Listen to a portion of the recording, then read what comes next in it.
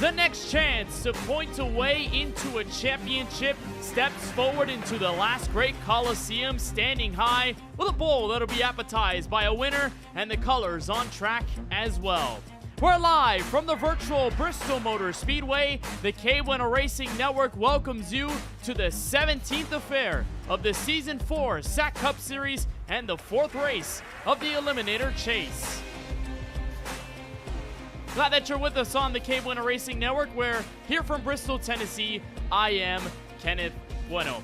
Well, there was no more than an absolute wild card last week at the virtual Road America circuit, the over 4-mile road course in Elkhart Lake, Wisconsin. But another wild card sips into the mix right before we end this round and move on to eliminate 3 more drivers and bring on 9 that'll take on Chicagoland and Joliet, Illinois 1 week from tonight. Bristol Motor Speedway surely to be a phenomenal approach into this race as we start to continue to crunch down everyone that will stay in the running for the SAAC Cup Series Championship in season number 4. And here's where we stand after all of these races so far.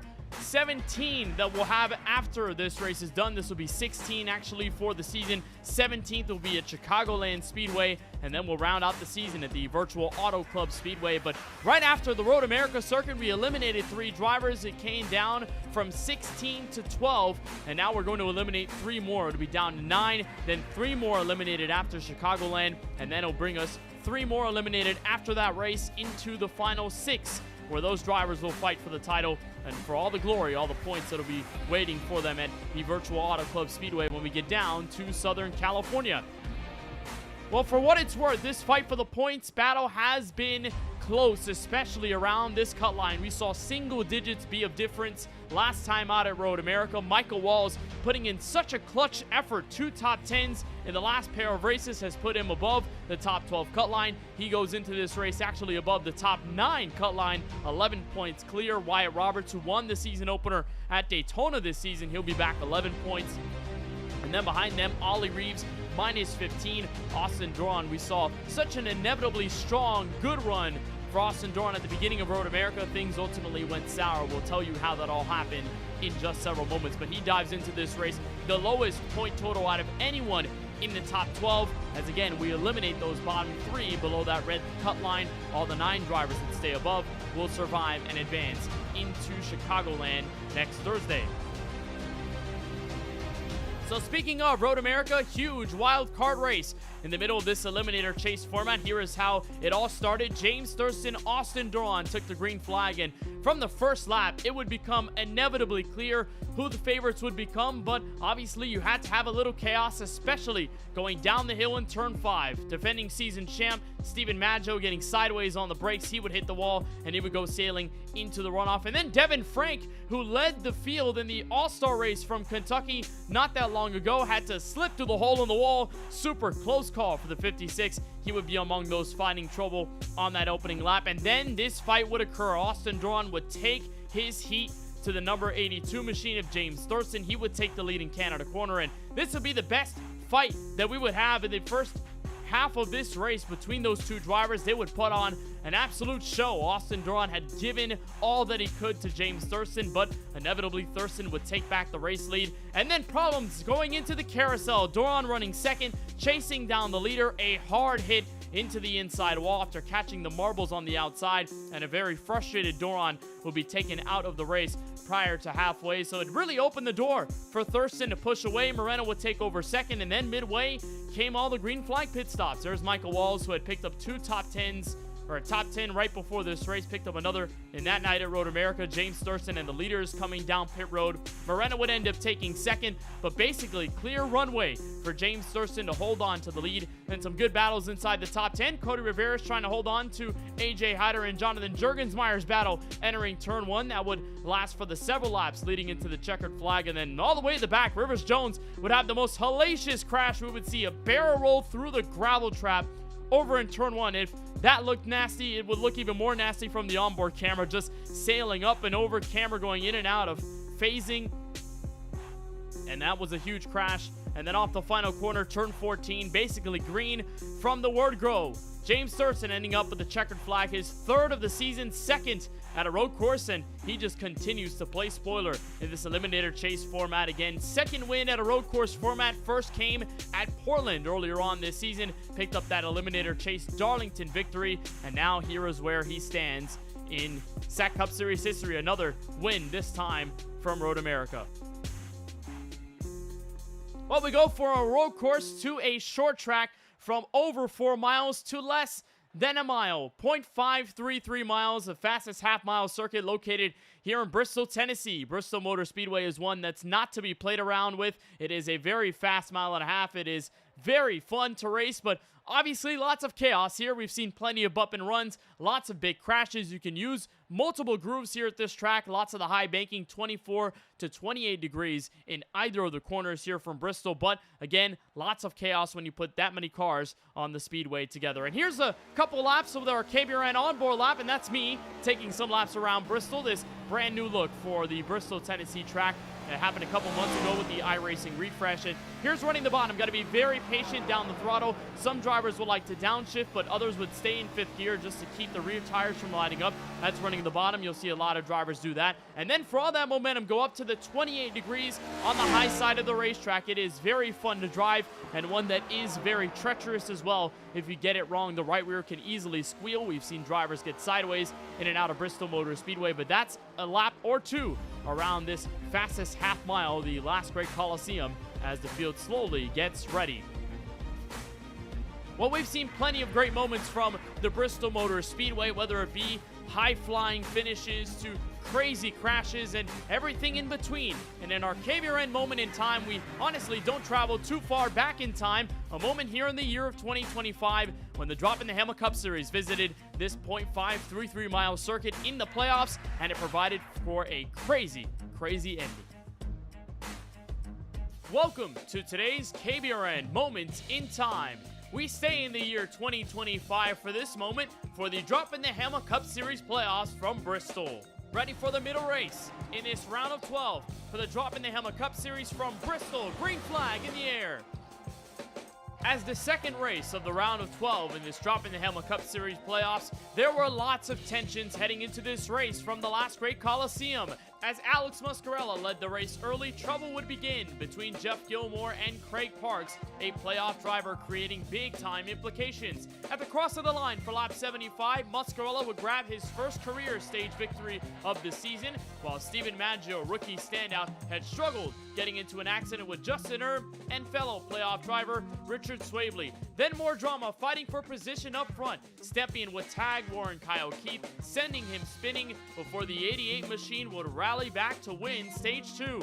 As the final stage broke open from Bristol, so did the competition. Muscarella was hunted down from the Jaws Deem and Lawson Peel before Steven Stepien and Cedric Hunter would try to make an effort at the end. Despite Hunter's best try at the inside of 3 and 4, it was not enough, and for Lawson Peel captured his second consecutive victory after winning the race last week from Texas. Although this race is relatively fresh in KBRN memory, it stands as a testament to how wild things can get in a playoff situation.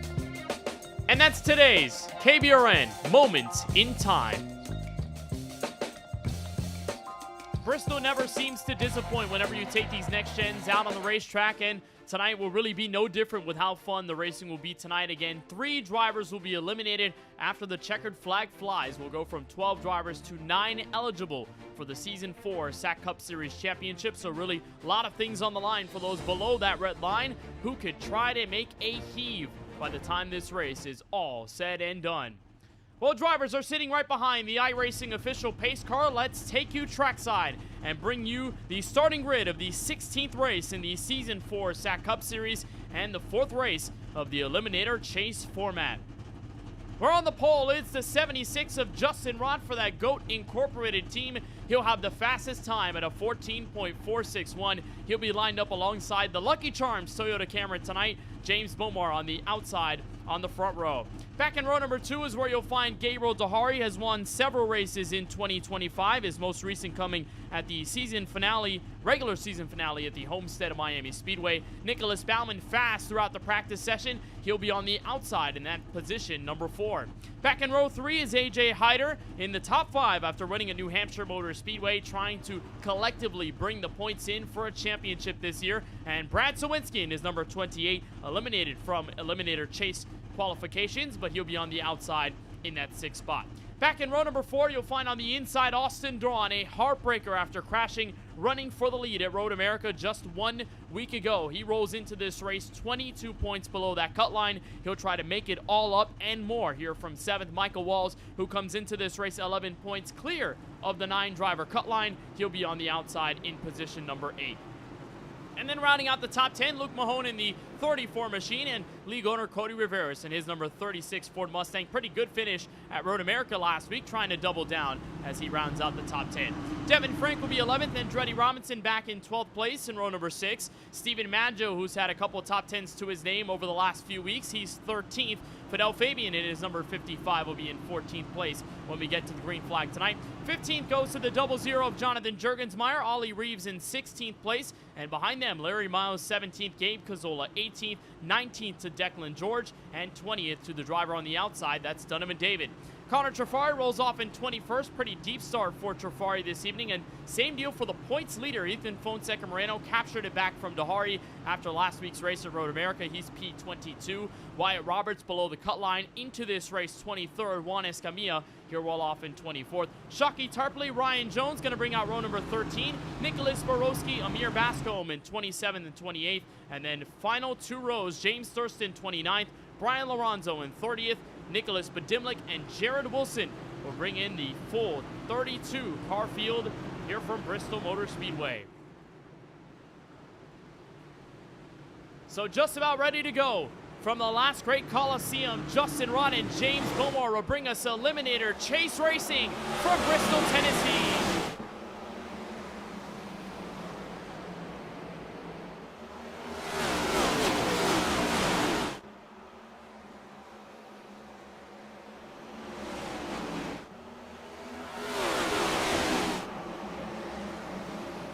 Just like that, 1 lap complete here at Bristol Motor Speedway. James Bomar surging ahead over the turns 1 and 2.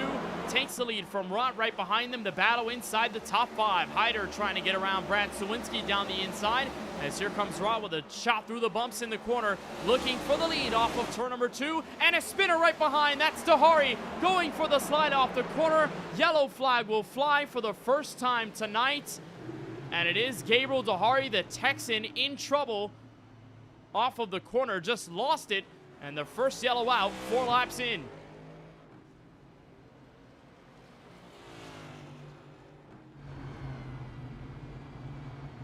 We mentioned earlier in the show just how easy it is to kick up the right rear tire. Here at Bristol, a lot of drivers can switch down to 4th gear. You get a lot more revs, a lot more acceleration, but caveat is the rear tires slip, and all of a sudden things can get very, very dire. So first caution out, no damage for Dahari, but real damage is really going to be all the track position loss. We'll get a second look at it, as he was right in front of AJ Hyder trying to get around that 28 machine of Brad Sawinski. So it's really no fault of any other driver. Dahari just kind of bobbles off of the corner. You'll get it here. This is entering turn 1. It's off turn 2 where the car just unsettles, and I think just caught a piece of the apron there, catching that yellow line at the bottom end of the speedway, and a bare tap to the inside wall. Won't necessarily harm Dahari's effort all too much, but it will harm his chances at staying at the front. So Dahari creates the first caution, and we are under the first yellow here 5 laps deep. We mentioned that fight for the points lead in this Eliminator chase format. That's really all that matters over the course of this stretch heading into Auto Club Speedway, because you do get triple points if you are one of those last remaining 6 drivers that fight for the title in that final race. However, if you come in with a bigger gap to those in front of you, could be much harder, even with triple points, to be able to overcome the gap. Dahari, of course, trying to make sure he stays within punching distance of his good friend and former teammate Ethan Fonseca Moreno, who now runs in 20th after a 22nd place start for the San Jose Californian. And after last week's race at Road America, Moreno really had the better car. He finished in 2nd after the troubles from Austin Duron, and Moreno was able to take back the points lead, take back control after a very strong New Hampshire race in which Dahari really looked poised to keep himself at the front of the tally, but it seems it's going to be back and forth between these two, although not a great look for the 72 machine of Dahari so early on. Again, a pair of wins this season. His first at Las Vegas, had his second at the other mile-and-a-half venue, that regular season finale in South Florida at Homestead Miami Speedway. Since then has yet to achieve victory lane in this Eliminator chase format, but trying to get back there, and will be much of a tougher approach for the 72 machine as we are doubled up for the restart. So after a wonderful jump from James Bomar, starting on the outside of the front row, took the lead entering turn 1. Justin Rott had chosen the inside on the choose cone, so he'll be right behind in the second row. That will leave Nicholas Baumann, the Connellsville, Pennsylvania native, to have a shot on the outside of the front row as we get ready for the first restart here tonight from Bristol. We'll get another lap before we officially clock things in.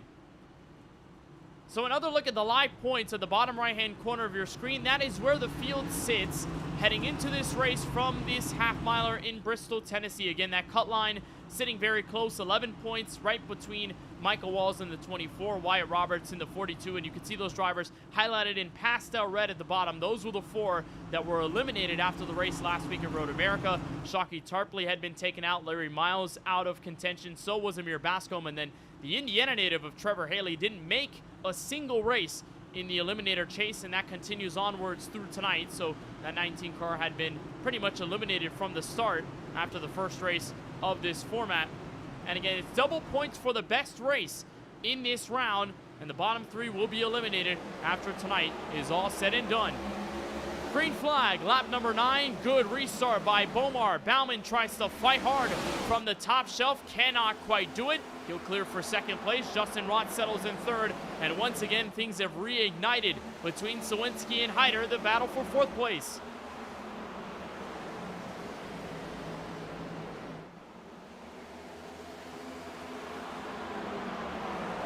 And caution flies, again, lap 10.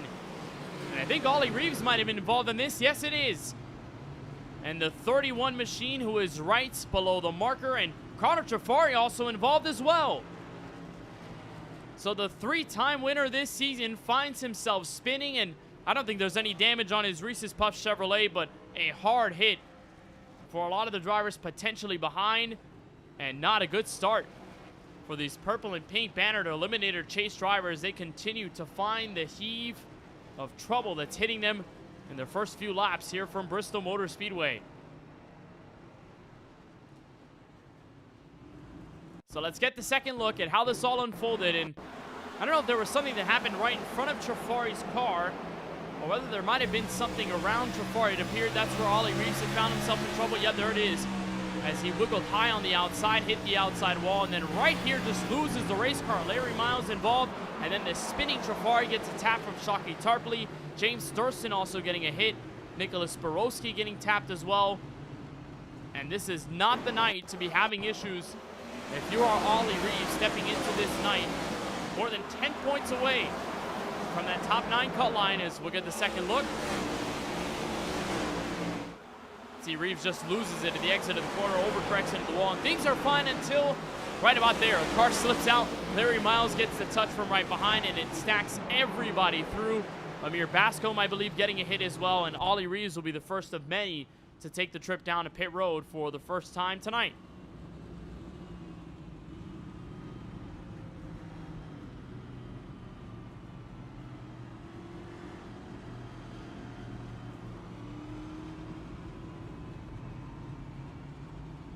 So not the way you want to start if you're Connor Trafari, Ethan Fonseca Moreno, and of course this 31 car of Ollie Reeves in this race, just spending all that time down pit road looking to get his damage repaired. And remember, here at Bristol, it is a half-miler, so any trip down pit road could make you be at risk of falling a lap down or more. There's James Thurston coming down the pit lane.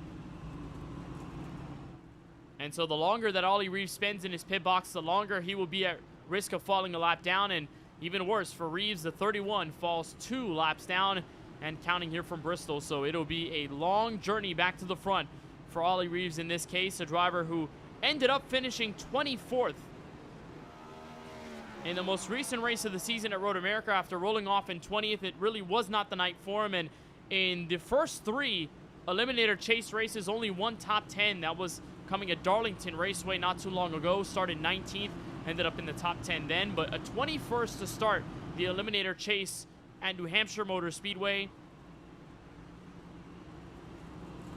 Or rather, that's backwards. Darlington was 21st, 10th place at New Hampshire Motor Speedway, so apologies about that, but that's his only top 10 so far of this Eliminator chase format, and things are going to get much worse. He'll fall 3 laps down. He'll be back inside the top 30, but again, with 32 drivers that were supposed to start, 31 that actually made the green flag, for Ollie Reeves, this is going to be disastrous in his run for a SAAC Cup Series championship, as we'll restart this race from lap number 16 with James Bomar and Nicholas Baumann at the front.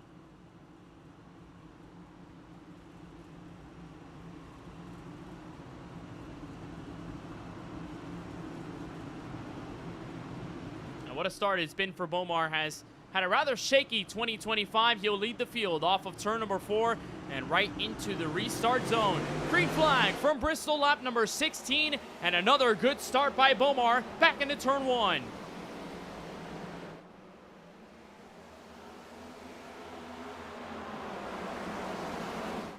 And just like the last restart, solid jump from Baumann. He'll stay within distance, 2 to 3 car lengths, as AJ Hyder right behind runs inside the top 4. Look at Austin Duran trying to make moves from the top shelf. He'll beat Justin Rott off of the corner. That's for 5th place. And AJ Hyder just waiting to see what could transpire in front of him. There's the onboard look from the 48 car.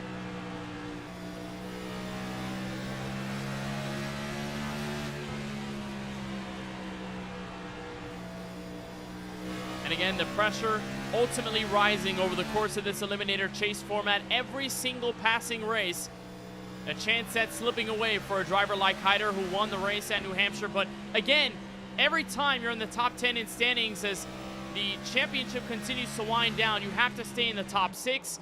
And for Hyder, runs into this race 5th in the standings. Caution flag flies again, and it's Ryan Jones, this time with huge damage to his Chevrolet.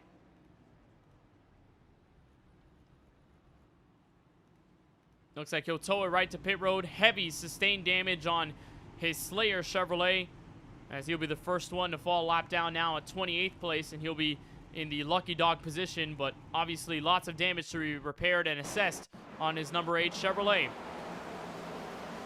Here's the look, fighting with Connor Trafari. That was Amir Bascombe, that red and yellow Lucky Charms car on the high side. And I don't know if Jones had any sort of help or whether this car just stepped out on its lonesome. Right off of the corner, just a bit of a bobble, but I think it's right there. Yes, touch of the rear tire from Amir Bascombe sends him spinning at the exit of turn and the back straightaway. And just a hard hit for Jones. Here's the second look.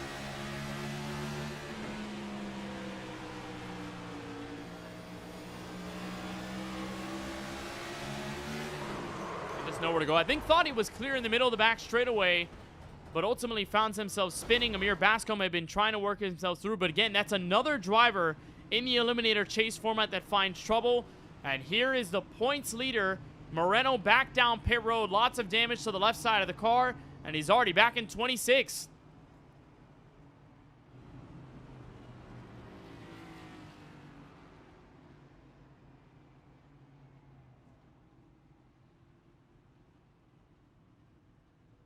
And so this is huge for Moreno.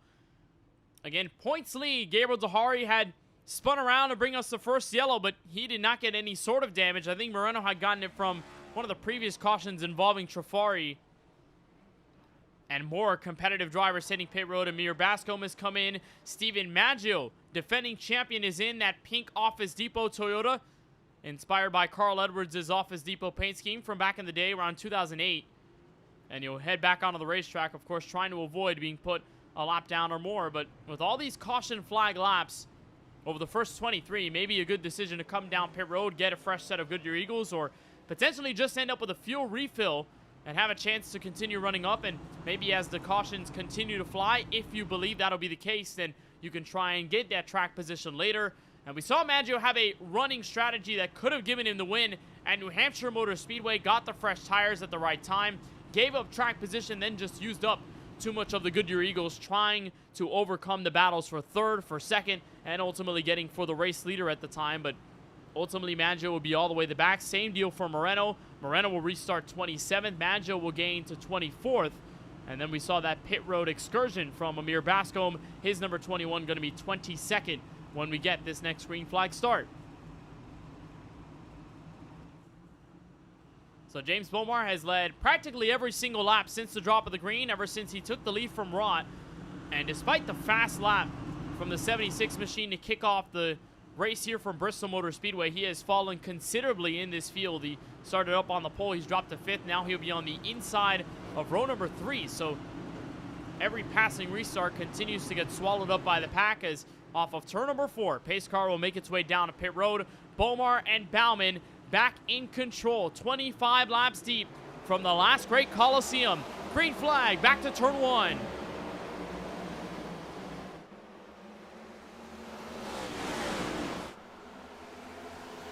And that time a better jump from Sawinski. He'll dot the inside on AJ Hyder, looking for third. Hyder gains the spot. Can he get more back into the corner? Austin Doran right behind, trying to make moves on Justin Rott.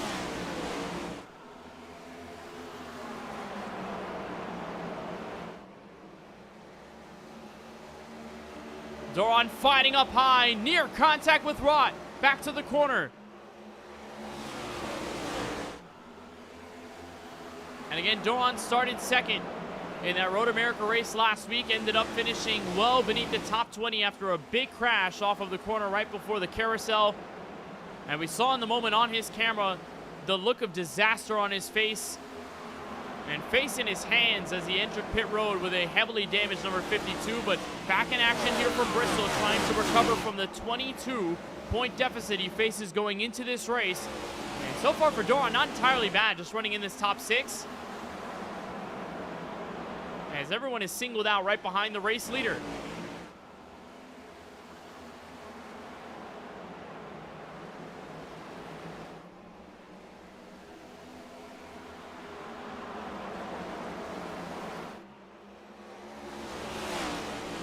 There's AJ Hyder trying to make a move, darting on Nicholas Bauman right behind. The battle for 4th. Sawinski and Justin Rott try to go at it for position. And slight contact there for the 48 machine will send him trying to look for positions inside the top 3. And still, no one been able to scurry away from each other. Bomar still within at least 0.2 of a second on that Coca-Cola Chevrolet of Nicholas Bauman. So we mentioned those drivers that did hit pit road. The points leader Moreno had come in. There he is alongside Steven Maggio, 23rd and 24th. For the points leader and the defending champion, Maggio rolls into this race top 3 in standings, but a pretty good race from Road America last week. Ended up inside the top 10 after rolling off in 12th. And even in that highlight video, saw the bare bobble from the Aris 51 at that time coming down the hill in turn 5. And then was just able to rally back and make up all that track position. And even though it had been sort of an odd season for Maggio, lots of really good finishes, but lots of what-ifs, lots of races that kind of got away from him, the Cairo, New York native has been able to finish 2nd, 3rd, and 9th in those last 3 races. And over the course of his career, he's only finished 30th or worse only 4 times. And some of those have come in pretty poor scenarios in those final few races of the regular season. But seemingly things are turning back up around. And the consistency has mattered for Maggio, although he hasn't been able to find a checkered flag in 2025. And coming back to a place of pretty good memories for the New York native, won his first career SAAC Cup Series race here at Bristol Motor Speedway, so potentially something in the cards as the 51 weighs in on strategy. Will continue to run green through the first 37 laps. Michael Walls trying to fare down on this battle for position number 5 as Austin Doran, Justin Rott, Brad Sawinski, they are all in a race line right behind James Bomar, who continues to fight for position up at the front. And right behind, there's the look from the Charlie Bauer Photography onboard camera.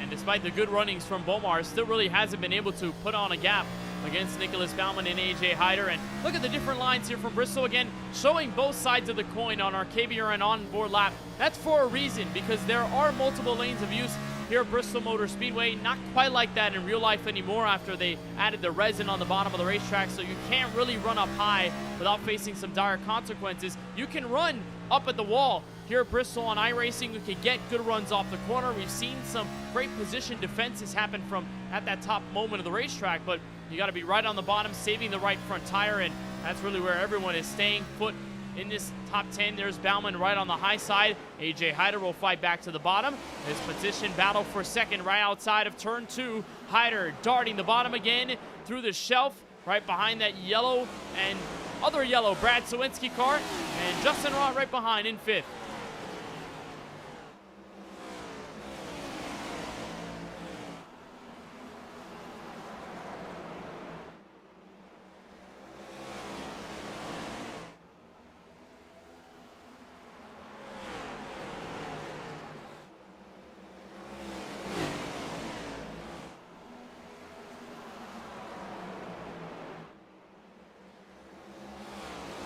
Once again, Hyder still hounding on the 81. They have let the race leaders sketch out a little bit more of a gap. 0.3 of a second now to 4. As Bomar continues to man this charge, just Justin Rott, the pole sitter, has remained in 5th. And pretty much everybody in this single file line has kept up. Caution flag out, spinner in the middle of the group. Luke Mahone catches Fidel Fabian in the middle of the corner. And Fidel Fabian ends up right in the heart of things as Luke Mahone had gone sideways. Oh, was that a flip for Fidel Fabian off the corner? And there is big time damage to the Toyota Camry of Fabian as they weigh out the options and how much damage he's got before heading down pit road on another caution that flies after our longest green flag run of the night comes through to lap number 46. So it started up the road with Luke Mahone, ended up in the biggest line of trouble. Apart from everybody else, this is Mahone's car, that bright blue and white number 34 right in front of Cody Riveras.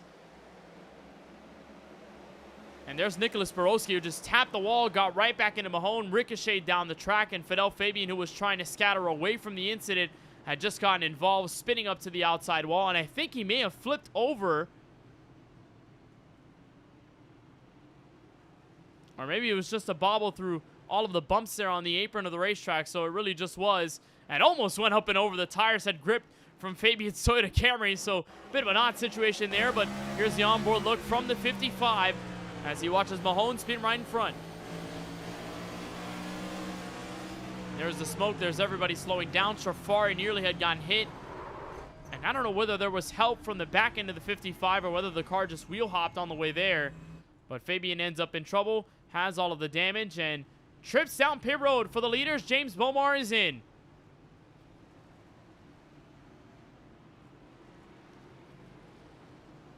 And a good battle off the pit lane. I believe Bauman may have come out first, and the answer is yes. A 10-second stop for the Pennsylvania native of Nicholas Bauman. What a drive. And that's going to get him practically the net race lead off of pit road. But as Fidel Fabian, despite the crash, stays out, James Thurston, Connor Trafari will remain out of the racetrack. And it'll give the opportunity for James Thurston, looking for his second victory in a row and fourth of the season, to lead some laps here at Bristol.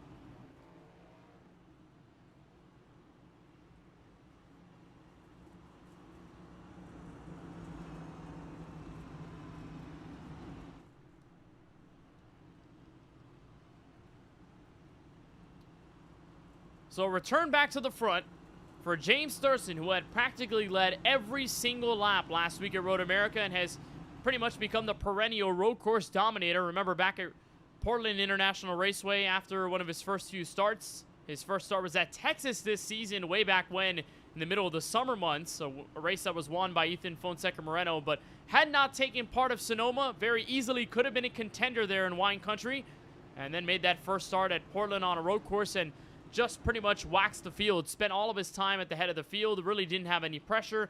And then at Road America last Thursday, the absolute clinic that had been put on from Thurston all night long, despite some of that early pressure from Austin Duran. And then after Duran's crash at the exit of what was turn 8, there was really no pressure on the back end of the 82, and already has one oval win this season. That came forth at Darlington Raceway. So even despite his level of consistency, and even though he continues to run around playoff and eliminator chase drivers, he really doesn't care. He's told us that he's in it for the wins. He's run everybody clean. Obviously, he's aware of the eliminator chase situation, but as fast as he is, he's going to run for wins week in and week out, and really could have had another victory to his credit at New Hampshire Motor Speedway several weeks back before Road America. Had been in that fight with AJ Hyder, was within at least 2 or 3 car lengths right behind the 48 machine in that final few laps. And then on the white flag lap, had a big send in turn 3, so we really could have been talking about a 4-time race winner already for James Thurston. He'll choose the high side on this restart. 3 cars will stay out. And it's third in standings. Connor Trafari down the inside of row 1. Fidel Fabian stays out after the crash. Nicholas Bauman the first on 2 fresh Goodyear Eagles. Everyone else on 4. Green flag from Bristol, lap number 52. And a lovely jump from the PSISM Ford Mustang. And a slider. Nicholas Bauman is loose. He'll catch James Bomar. They're 4 wide. Sawinski spins. Tarpley spills as well. And there's the yellow once again on the biggest crash of the night.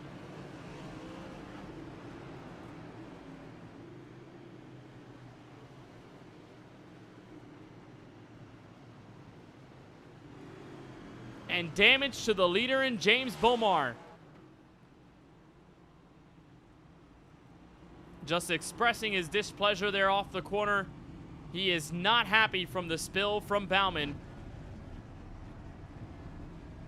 as Bomar will lose all of that track position, and heavy sustained right front damage to the Lucky Charms Toyota Camry. Seemingly has not been able to catch a break here in 2025. So here's a look at the restart, and it's that bottom car, the black and white Coca-Cola Chevrolet, who will slide in the middle of the corner off of turn 2. It's under Fidel Fabian. Again, he had taken 2 tires and just lost it. I think he caught the apron on the way there. And then just gets involved again. We'll see if we can get a secondary look. This is off of the blimp camera. There's that red Lucky Charms machine, and you'll see Bauman catch the apron in turn 1. Right there, stays straddling the seam right up into the 15, catches the 48, then spins Sawinski. Shockey Tarpley spins. Michael Walls, Jonathan Jurgensmeyer ends up in the incident. And I think even a bit of Gabriel Dehari had spun around in the reaction to get away from things. Here's the onboard look from Walls.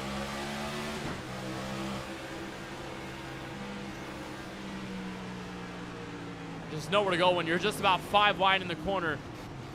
And back-to-back top 10s for Walls this season has propelled him into 9th in the standings, and the last thing he would want to see is that right there. Troubled race cars in front, spinning machines, and now damage to the Cleveland Cavaliers number 24 car, who has really stunned out when the pressure has lined up the highest for this 24 car. He'll hit pit road. AJ Hyder will hit pit lane as well. Same deal for the 28 machine of Sawinski. There's Juan Escamilla coming down pit road. Amir Bascom has stayed out, so he'll gain some more track position. He'll be up to 17th place.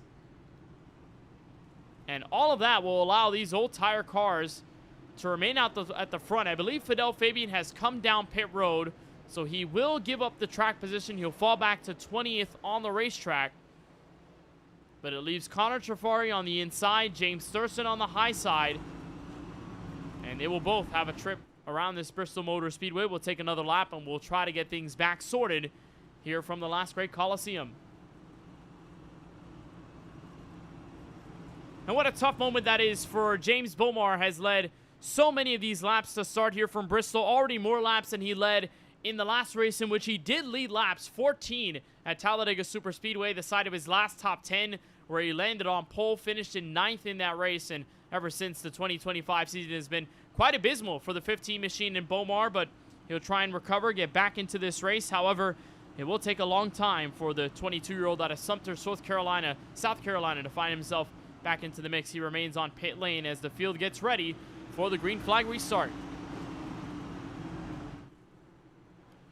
So the first lap's led of the night for James Thurston. He will have his position at the front, and once again will choose the high side, with Connor Trafari just giving as much of space as you physically can from the high groove and making sure that he stays lined up with his Ford Mustang as the field gets back to the green.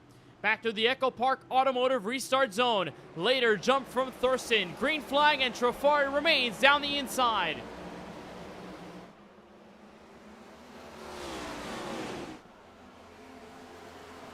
Can Trafari try to punch? As Justin Roth, the pole sitter, lines up third, the highest we've seen this 76 car since the drop of the green flag.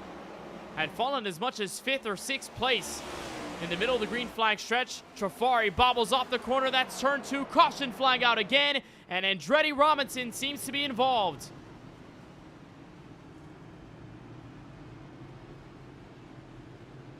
And was Stephen Maggio in it? Yes. The defending champion finds his accident, and it's heavy front-end damage for the New York native.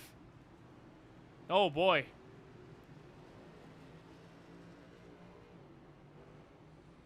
And this race has gone from bad to worse for a lot of these drivers at the front of the field.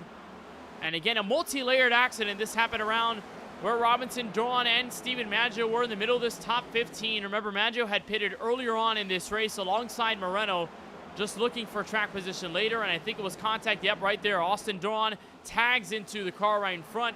Andretti Robinson, and then Shockey Tarpley carries Maggio down the straightaway. And for the second week in a row, Austin Duran ends up in an accident that potentially could send him out of Eliminator chase contention. So here's the move down the inside. Contact with Donovan Damage is backed up, and then nowhere to go for Robinson.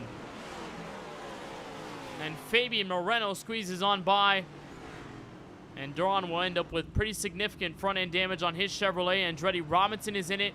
Jonathan Juergensmeyer has picked up damage, and so many Eliminator chase drivers finding this issue, as we're only 61 laps in.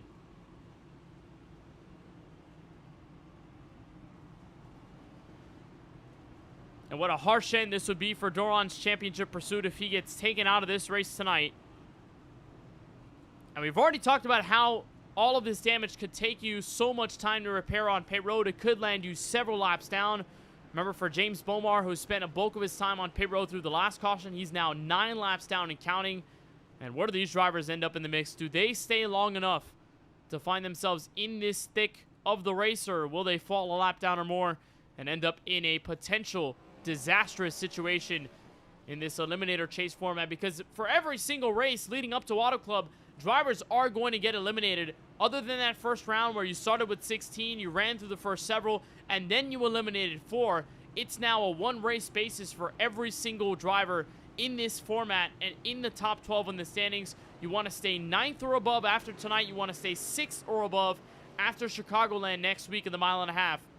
And so every bringing race offers its fair share of challenges, and for a lot of the drivers that have performed well over 2025, again, their pressure is starting to ramp up. For AJ Hyder, for Trafari, for Jurgensmeyer, for Steven Maggio, the time is starting to tick. If you do not perform well enough, you could find yourself in trouble back against the wall going into an Eliminator race, and it's only one race you have to complete, so it's not consistency over a long run. It's just how much you can perform in one single outing. Well, because of that green flag situation that ended under caution after the first lap, we'll single file the restarts, and it's James Thurston with a clear path ahead by 0.2 of a second. Trafari second place, Justin Roth back in third. Luke Mahone, despite his crash, has moved up to fourth. And Nicholas Baumann, who ended up sliding into James Bomar on one of the last restarts, still on the 2-tire call, back in top 5.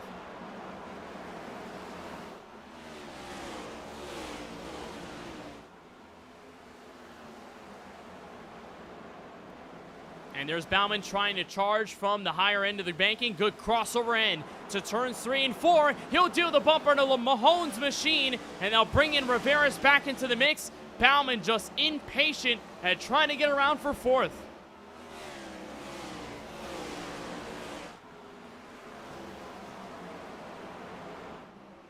And right up at the front, fight for second place as Justin Roth sweeps on by. And the gap is extended to 0.7 of a second. Thurston is pulling away.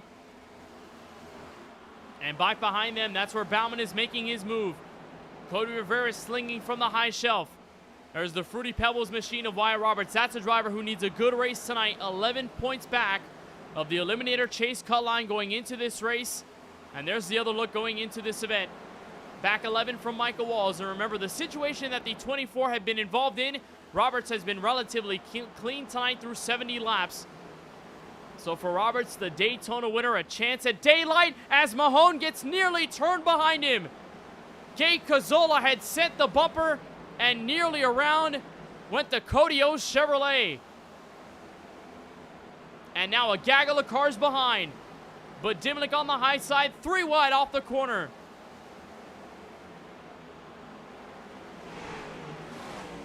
It is not going to get easy here at Bristol. Mahone had gotten the bumper dealt from behind by Baumann. And then just a touch from Cave Cazzola.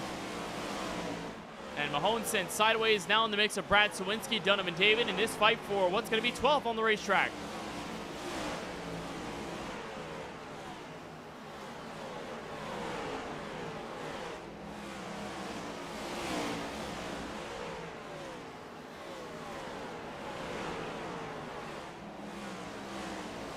And maybe 3 wide again. Here's Moreno on the outside. And remember, Moreno had faltered early on in this race, picked up damage after trying to get away. And then in that last incident, had just scooted on by from the hole in the wall to the outside. And Moreno now in a race-high 11th after what has been so far a struggle for the 4-time race winner this season. Again, a campaign that has relatively gone cold for Moreno. We saw the hot start, winning his first race of the year at Michigan, then winning again at Charlotte, has won a couple more races since then. Texas was another W, landed on his resume.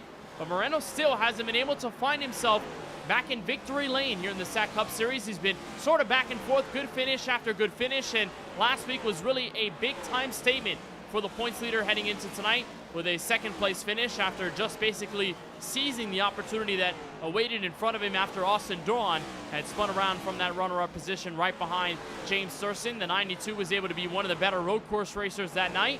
And here it is, fight for points lead territory, 11th and 10th place. Daharia Moreno fighting back into the corner.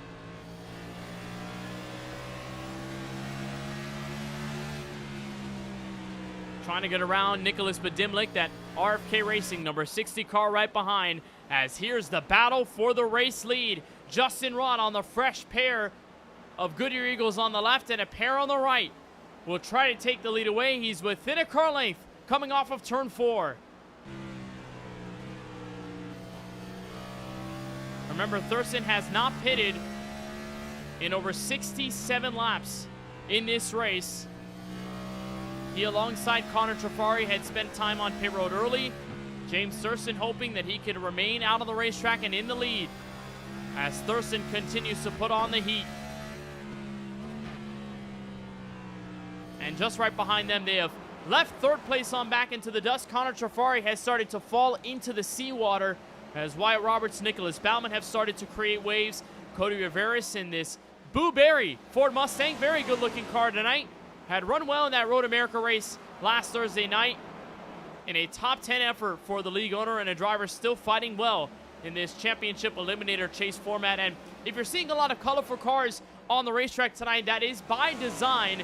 Tonight is Cereal Bowl night, in reference to the fact that Bristol Motor Speedway kind of literally looks like a cereal bowl if you look at it from a high angle, and it's kind of small enough if you're maybe a couple thousand feet in the air. So over the course of this race, we'll tap in with a lot of these cereal-inspired paint schemes. Cody Riveris, just one of the many that we see on the racetrack tonight. There's the other one, that Wyatt Roberts, number 42, this Fruity Pebbles Chevrolet. We saw one as well from Amir Bascom, who runs in P6 after being eliminated from Eliminator Chase action several weeks ago at New Hampshire Motor Speedway. Still keeping the positivity quite lively in this Lucky Charms car, sharing the paint scheme with the 15 machine of James Bomar.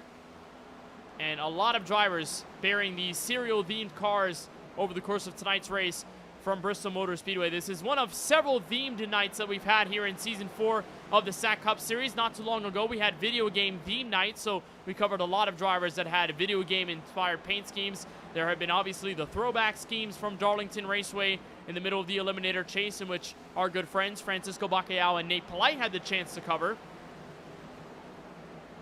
But tonight, all about repping the cereal.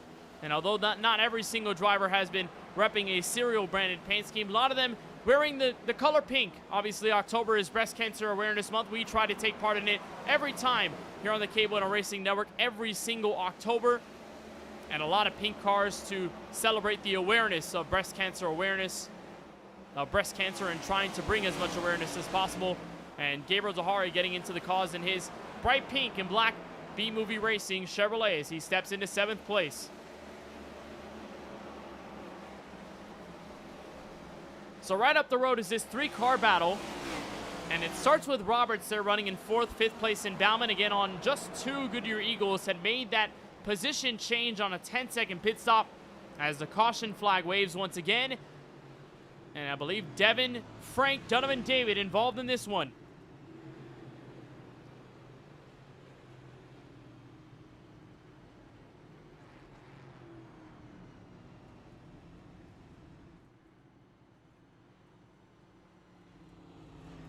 And there's all that damage to the Kellogg Chevrolet. This is a Terry Labonte-inspired throwback paint scheme. He ran it at Darlington not too long ago. Him and Devin Frank involved in the latest spill for a caution flag here at Bristol Motor Speedway. So let's get a look at how this all unfolded. This is Donovan David running all by himself, and this is right around where AJ Hyder is, and it started up the road. Devin Frank getting basically turned around by Hyder.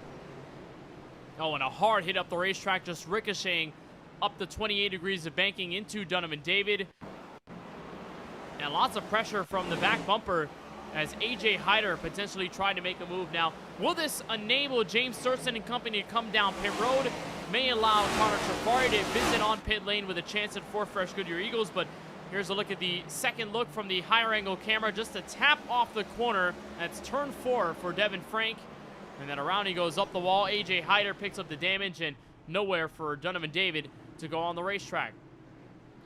There's Stephen Maggio, 6 laps down, now 5 laps down, just trying to gain his track position as everyone has come in and out of pit road.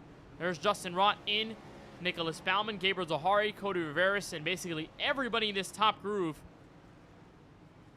have come down for the taking on pit lane. Justin Rott on the fresh Goodyear Eagles had nearly making a chance on James Thurston, who will win the race off of pit lane, and a slow stop for Justin Rott. It will give Thurston back control of the race lead.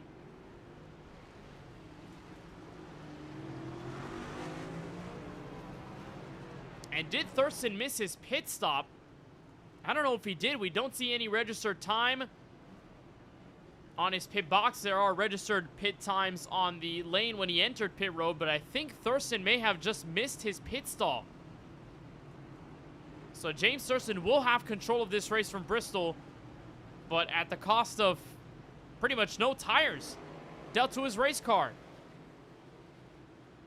Oh, we'll double check But the field is awfully a mess right now off of the corner. This is turn 2. And Thurston again searching for his 4th SAAC Cup Series victory. Connor Trafari right behind Luke Mahone in 3rd, Shockey Tarpley 4th, and Gabriel Dahari 5th. They had all come down pit road. Dahari had gained spots on a 9.5 second trip in and out of his box on 2 tires. Justin Rott, running in 2nd, has fallen all the way back to 6th place. So seemingly no tires, but no problem for James Thurston. Takes the green flag at lap number 95, and he slips in the middle of the corner off of turn 2. He'll save it on the outside wall. Slowing down is Dahari, and the caution flag will come around as Nicholas Baumann is the real cause of the yellow. And the trouble continues as they were coming through the restart. So here's the cause of the yellow. The Coca-Cola Chevrolet of Nicholas Baumann. Remember, he had taken 2 tires on his previous pit stop before the yellow. And yeah, just lost it off the corner. Moreno with nowhere to go. Doesn't tap him too hard. And Baumann just says, yeah, I'm out of here. Just basically towed it down to pit road. He has had practically enough of this race. But what a save from James Thurston off the outside wall. He just bobbles in the middle of the corner on the old tires. It slides right up into the wall, slowing down to Zahari to stay out of the way. And then that's where they spin right behind. And that will bring out the slowing down moment. There's Luke Mahone on pit road. And just a 2-parter, maybe a 3-parter here from Bristol has sent us under the yellow flag again. And what a sequence as everything had unfolded at practically the worst time for Thurston. Now it'll give him a chance potentially to come down pit road, and that's exactly the decision he'll make. So he'll visit the pit lane, he'll slap on some Goodyear Eagles, and he'll be on his way. And maybe even falling a lap down or more just with all the damage he has to repair on his Ford Mustang. As back up into the front slides Connor Trafari, who's won multiple races this season, trying to get back to victory lane and just had a fair share of dominance over the later course of the regular season. Won back-to-back races at Talladega, then won at Phoenix the following race. And ever since has not been able to visit victory lane, but lots of promising finishes. New Hampshire had been in contention for the victory. Road America had ran well enough for himself to nearly visit victory lane. And let's have a chance to talk with the number 9 machine of Trafari as he rolls around the iRacing official pace car. So, Connor, it's been a solid race for you. Lots of back and forth calls. You stayed out a little while with James Thurston. It seems like kind of worked out for you at the end. You're back in control of the lead. What is it going to take to stay ahead, stay above here at Bristol with all the chaos we've seen so far tonight? Keep the clean air, I think. That was really chaotic for sure. That worked out in my favor, though, because I had to take a set early because I didn't know to check my tires back on, since the pit road's all wonky this race, so it's kind of confusing. But I took a set on lap 10 when I didn't really want to, so I had to kind of stay out when everyone else pits, so hopefully that kind of works out in my favor here. Well, Connor, we hope things play out on this single file restart. Best of luck. Appreciate it. So Connor Trafari looking for another victory as he'll slide up from the high side. Shockey Tarpley, race high P2 in that Apple Jacks green Chevrolet. Great restart from the Reese's Puffs machine, looking to eat him up into turn 1. Tarpley and Rott back in 2nd and 3rd off of turn 2. And now here's the battle for 2nd. Rott down the bottom shelf. Amir Bascombe with a surge up high. What a drive from Bascombe, race high 3rd. And we've seen the troubles for Bascombe come up at several times this season. Again, eliminated from the Eliminator chase in that first round of 16. And what a drive it has seemingly become for Amir Bascombe tonight, searching for his first victory of this 2025 season. He'll look below. Shockey Tarpley right in 2nd. Connor Trafari hasn't pulled away yet. It's a top 5 breakaway back to the corner as Gabriel Dahari, trying to retake the points lead, has stepped into P6.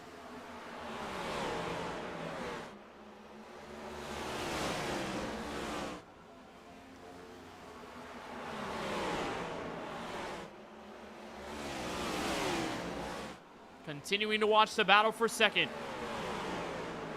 as they're all chasing to the yellow line at the bottom of the speedway. Bit of clean air for Bascombe. He'll slide down to the bottom again. Tarpley using the middle to play a bit more defense. And It's allowed Connor Trafari to stretch his legs over 4 car lengths, separating these two heading back into the corner. And Amir Bascombe just doing all that he can off of turn 4 to swipe that number 25 machine and make an effort down low. He's got the nose on the interior to the bottom for the pass in second place to turn 3.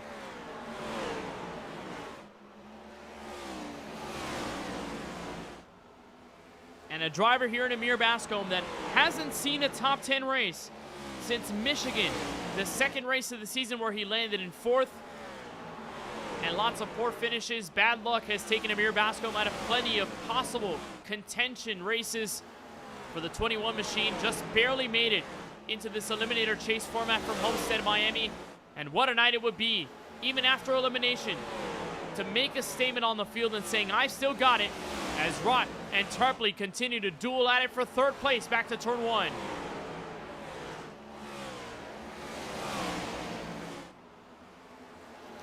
And just an update on some of those other Eliminator chase drivers. Dahari, the points leader, after New Hampshire Motor Speedway lost to the grip after Road America not too long ago.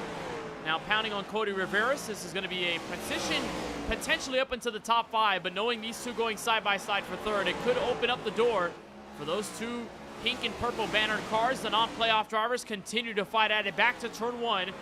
And then current points leader Ethan Fonseca Moreno has stepped into 7th. It's been quite a topsy-turvy night for both Dahari, the Texan, and Moreno, the Californian. Again, early spills, early damage, but even after all the cautions, they've been able to find themselves back into the mix, as here comes Riveras pouncing on what could be lost time on either end of the track in the fight for 3rd. Amir Bascombe is pulled away. Connor Trafari is out by a second. Riveras nearly looking 3 wide off of turn 4.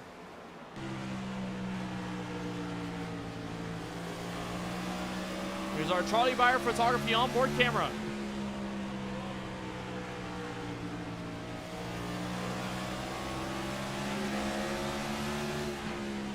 And there's the pass potentially complete on Justin Rott. And looking to grab some more cholesterol as he comes up on Shockey Tarpley in the fight for 3rd. And Riveras pretty much going to be on edge if he's able to make it past tonight and move on to the 1.5 mile at Chicagoland Speedway just 1 week from this race. At Bristol Motor Speedway, he'll deal the bumper into turn 4, and what a potential pass this could be down the inside.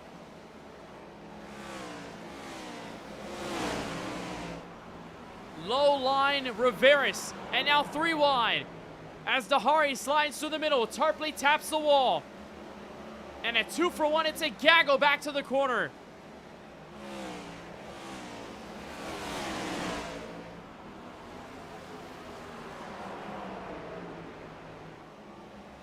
And what a drive that was from Riveras just to keep that car collected. Nearly made the contact with Shockey Tarpley, and then as the 25 just sailed up the banking, now the outside move for Moreno. And it'll shuffle the points leader back into 5th. And what a amazing comeback it's been for this Thursday Night Football Chevrolet. And the driver who's won several races in 2025. As we'll come across for lap number 120 of 250. So at least one more pit stop should be in the cards here. Bristol, we know that from the 75% fuel we have, and from what we've seen in this series, lots of the pit stops at 1.5 miles have come down to 35, 40 laps, maybe 45 down the stretch. But here in this SAAC Cup Series, you know, plenty of different strategies over the course of this Eliminator chase format, and Bristol Motor Speedway, of course, any lurking moment could be a yellow flag. So at least for right now, Trafari has the money in the bag in search of his 4th victory of this 2025 season, and one that could potentially catapult him into the points lead if he's very lucky enough. And if Moreno and Dahari don't exactly point as much, it's a 1-point difference between Trafari and Dahari going into this race. And we know from the turnaround and points lead change after Road America, it's still relatively close up to Moreno. So Trafari still very much a championship contender in all sense of the phrase, and he continues to pull away. Still 9/10 of a second back to Bascombe. Things have calmed down in the battle for 3rd as Dahari has stepped forward. Moreno has moved into 4th, and Justin Rott, the pole sitter, had some fire in the early legs of that run, has certainly fallen back, now a 10th behind Moreno as he currently runs in 5th place. And still a good battle building up with Cody Riveras, and How about Nicholas Badimlik, this Cinnamon Toast Crunch number 60, inspired by the RFK Racing car that Ryan Preece has driven in 2025. And still on theme with the Cereal Bowl action we've got tonight from Bristol. And Badimlik shaping up for what could be, I believe, his best finish of this 2025 season. Has been really back and forth over the year, and tonight could be a bright moment for this 60 car as he rides around the corner and still surging on the league owner in Cody Riveras. Now Riveras will put the fight and the axe up to Justin Rott. Pass complete. Cody Riveras into 5th.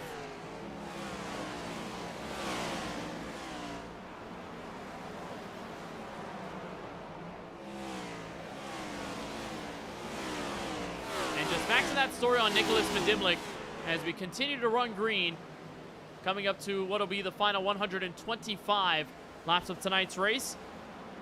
Badimlik has really improved over the course of this season, making his 7th SAAC Cup Series start of season number 4. His best finish coming at 5th in September at Darlington. That was the last time we saw the 60 car on the racetrack. He picked up a 10th at Talladega as well. So slowly but surely, Badimlik has been able to put on better finish after better finish. And what more of a positive trend could it be if he's able to end up in 7th, maybe more? Maybe a better position if he's able to catch up to Justin Rott and make a pass on Cody Riveras in the next several laps. A promising beginning for Nicholas Badimlik. We'll keep an eye on this 60 machine as he runs in the back half of the top 10. Yellow flag will fly. Spinner right behind. Trouble, Luke Mahone. And another spinner down the bottom. Declan George on the apron.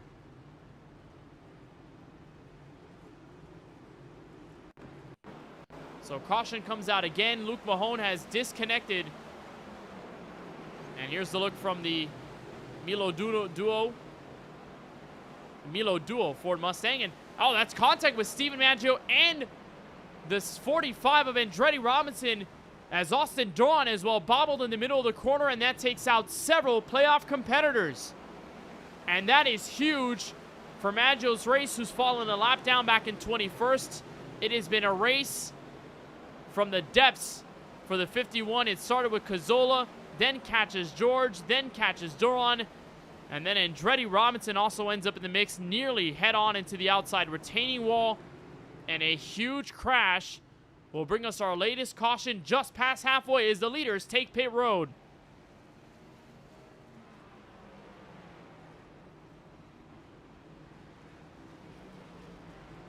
And that is the last thing you'd want to see happen to you if you are Maggio or Andretti Robinson. All that damage they've picked up over the course of tonight's race, and things ultimately will steer more sour for the two machines and the defending champ. As here down pit road, there's Trafari in and in.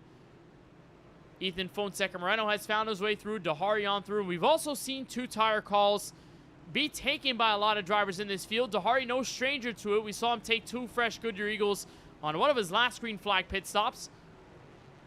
And it looks like 4 fresh Goodyear Eagles for Dahari. There the left side, Jack Sco. Lorenzo's going to try and come out first as he stays out on the racetrack. James Thurston, I think, will come down pit road as well. And Connor Trafari, I believe, will lead the field out on a 14.6 second stop here from Bristol, Tennessee.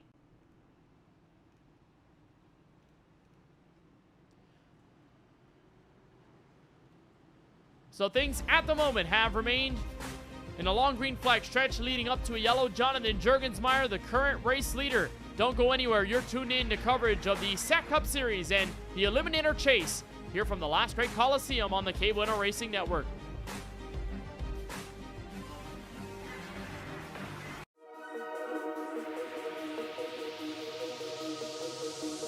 Let's go racing!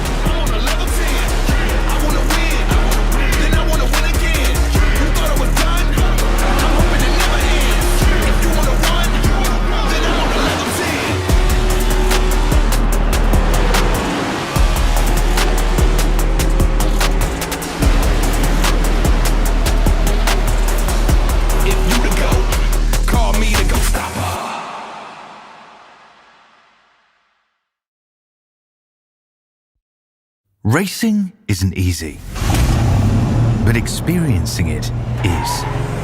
iRacing puts you in the driver's seat with the industry's leading sim racing game. drive on laser scan replicas of the greatest racing circuits from around the world. Go head-to-head against other drivers chosen by skill-based matchmaking to ensure competitive racing at every level. Compete across all your favorite series. In officially licensed cars, engineered to deliver the most accurate driving experience possible.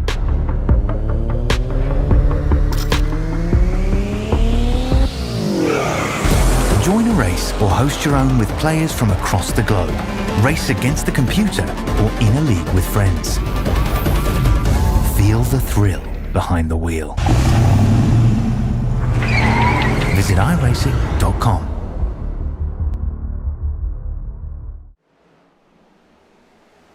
And back live from the virtual Bristol Motor Speedway, battle for the race lead decided. Jurgensmeyer on old tires, Trafari out in front at lap 137. We saw the field take on the most recent yellow flag involving several Eliminator chase drivers, and another yellow comes out, and it's this time the pole sitter. Justin Rott slideways in the middle of the turn, and down on the apron, he'll spill. And minor damage on the body armor Chevrolet, but Justin Rott ends up in the latest edition of cautions, as Bristol has spared absolutely no one over the course of the night. Here's the second look, as Rott had been fighting with Brian Lorenzo, the deepest in the field. We had seen Rott over the course of the night because he had hit pit road and spent so much time down there, and basically just lost his Chevrolet at the exit of the corner, just trying to save it as much as possible. And again, in our KBueno onboard lap, we mentioned how difficult it can be to hold the throttle planted without killing the right rear tire. And then spinning off the corner, lots of bumps, especially right there. Car oscillates around, goes Rott down the inside. Oh, and that's such a dangerous part of the track to go spinning on the straightaways, because that inside wall comes up quick. You can easily get bounced back up into the banking. And we've seen plenty of disgusting crashes happen from that scenario right there. Just a car going down to the inside wall, bouncing up back into the banking, and then the whole field is there, so there's really nowhere to go. And for the moment, Rott is able to sustain alive, but it will come at the cost of all that track position and, of course, all that damage to go with it. So in our last caution of the race, we saw defending champion Stephen Maggio involved, and Andretti Robinson, who has had a phenomenal 2025 season up until the Eliminator chase. He was involved. There's Maggio's 51 as he continues to deal with the ailments of his car. Heavy back end damage on his Toyota. There's Brad Sawinski also coming down pit road. We also saw Ethan Fonseca Moreno, the points leader, come down pit road as well. He had fallen a lap down from the group at the front right as we were coming to green flag action. He had merged back with the field, gave up the lap, and I believe he will be lucky on this occasion just with how fast that caution came through. Moreno will most likely be able to get back on the lead lap, but knowing this situation for Moreno, he has to be very careful, toe the thin line, because, again, battle for the points lead is on the line. Connor Trafari, as much as he continues to lead this race, and if he captures a 4th race victory of the year, it's going to be 1,000 times harder for not only Dahari, but for Moreno to recapture the points lead as the eliminations start to creep in. And remember that cut line battle that we talked to you about at the pre-race show? Michael Walls has seemingly stepped up into 8th, so a chance for him to continue his championship pursuit. And then the drivers right behind, Wyatt Roberts not too far down the road in 13th. And those beneath the cut line, 22 points down, was Austin Drawn in this race. He's seen a fair share of cautions tonight, and a lot of them he's been involved in. And this Winn-Dixie car will be back in 18th place alongside Gabe Cazzola, AJ Hyder, and plenty of strong tenured drivers that have seemingly been taken out of contention here at this last Great Coliseum. Again, a track much like Martinsville, one that spares absolutely no one. It does not care whether you're running for a championship, whether you're a non-playoff driver, whether you're just someone looking for your first win or your 100th win. It will spare you no mercy, and we've seen that over the course of the night. The sword has dashed into many drivers' hopes at potentially taking the checkered flag tonight with just about 100 laps to go. And after our recent stretch on pit road, Connor Trafari steal the race lead against Jonathan Jurgensmeyer on the restart. He will have control from the outside of row 1. Pace car down. Trafari and Jurgensmeyer on the front row, and an early jump from the Reese's Puffs Chevrolet, and an even better launch from Amir Bascom on the high side. Can he look for the lead as Tarpley will go for the spill in the middle of turn 2? He'll catch Brad Sawinski. No one else will slide and go sideways for the moment, but a huge checkup, and Amir Bascom takes the lead away. What a sequence of events. And Trafari gives up the lead as Amir Bascom will lead his first lap of the night from Bristol Motor Speedway, and by convincing fashion off turn 2. And the race has turned into a nightmare for Shockey Tarpley as right off the restart goes sideways in turn 2. And that was all she wrote for the Applejack Chevrolet. There he was outside of row number 3. And there's no contact, just goes through the heavy bumps in turn 1. Goes hard into the wall, and good avoidant move by Brad Sawinski. Did pick up damage, but prevented the situation of running over the 25. And there's Tarpley's car, just stranded on the apron. All that suspension damage is going to take him out of this race. And Tarpley, who was eliminated after the action from the virtual Road America circuit, now will be taken out for the good here in Bristol, Tennessee. So as Bascom takes the lead, here's the battle for 4th. As Cody Riveras and Jonathan Jurgensmeyer take their spill around this .533 mile track, Riveras takes the spot. And again, Jurgensmeyer had not come down pit road. He fitted his tires on his car 52 laps prior, as everyone else pitted about 17 to 18 laps ago at the stripes. So an old tire decision by Jurgensmeyer. All of that for the track position for the driver out of Beckmeyer, Illinois. Steps into this race 6th in standings, 40 points above the cut. So surely it's rather safe as Michael Walls will skip around the outside. But again, it will crunch down to 6 drivers after Chicagoland next Thursday night. So Jurgensmeyer has to assure that he stays in the top group, or else he will deal with possible elimination storylines dealing the way of the 00. As another outside pass, this time to Hari, trying to steal the points lead coming out of tonight's race. And Brian Lorenzo in that number 1 machine for U Albany on the high side with James Thurston right behind. And Steven Maggio, throughout everything that he's faced, it's a top 10 right now for this Office Depot Toyota Camry. He has been through back and forth over the course of the night. Safe to say it hasn't been easy for the New York native, but looks like relentlessness will keep Maggio in the race after all. As Justin Rott sits right behind the man who sat on pole for this event. And Maggio trying to get his way back into another top 10 finish after what's been a casual string of them, despite the adversity, to keep him in contention for a shot at a 2nd straight SAAC Cup Series title.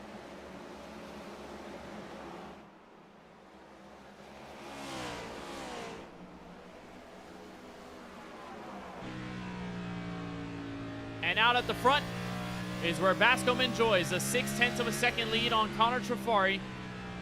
And an even larger gap, 1.5 seconds back to Nicholas Badimlik, who's searching for his career best at a 3rd place finish in 2025.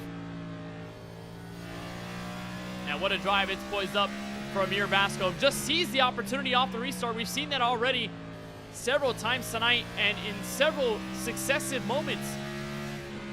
From the lap 1 start with Justin Rott on the pole, it just took one outside pass in 1 and 2 for James Bomar to take the lead. And then on the recent restart right before this one, Connor Trafari had 2nd place on the initial go. Jonathan Jurgensmeyer had control. That was until the exit of turn 2, where Trafari had been able to surge up the high side on the fresh tires and make the move. And this was once again the case for Bascom. Just launched at the right time on the high side of Trafari, knew where he was going to go at the Echo Park Automotive restart zone, and just made the move happen on the high side in turns 1 and 2 on that 24 to 28 degrees of banking as we enter the final 90 laps of this race. And it'll get very close on tires. We haven't really seen the tires wear down that much over the course of the night. That's just because we haven't really had a long green flag run, enough to show what the tire wear can do to the drivers on the racetrack right now. But should this race stay as green as it can for the next 90 and now the next 88, it'll just be a matter of who can handle the tires the best. And you'll have those 2 different phenomenons occur over the course of this race, just depending on the line. For a lot of the drivers that are clinging down to the inside of the racetrack, they understand if this race goes green, they want to protect that right front tire at all costs and at by any means necessary. But you're right on board with James Thurston here, the several-time winner this season at 3 in 2025. The way he's running the top, that kills the right rear tire. So you're going to wear that rear-ish tire a lot more than you would the right front. And although you're putting a lot more load into the corners on the right front tire, you're using a lot more of that right rear on exit when you're planting in the throttle. And especially in the case of Thurston, downshifting to gear number 4. And with all those revs, all that acceleration, the tires over the course of the stretch can ultimately spin more and more. And the car just gets more into a free condition until either the tire bursts or that car just spills around on its lonesome from the driver error. But Thurston is using that momentum at the moment to his advantage. He'll slide underneath Nicholas Bedimlik, gave away 3rd, gave away 4th, and now in potentiality to give away 5th place to the inside of the corner. Here comes Thurston looking for 5th.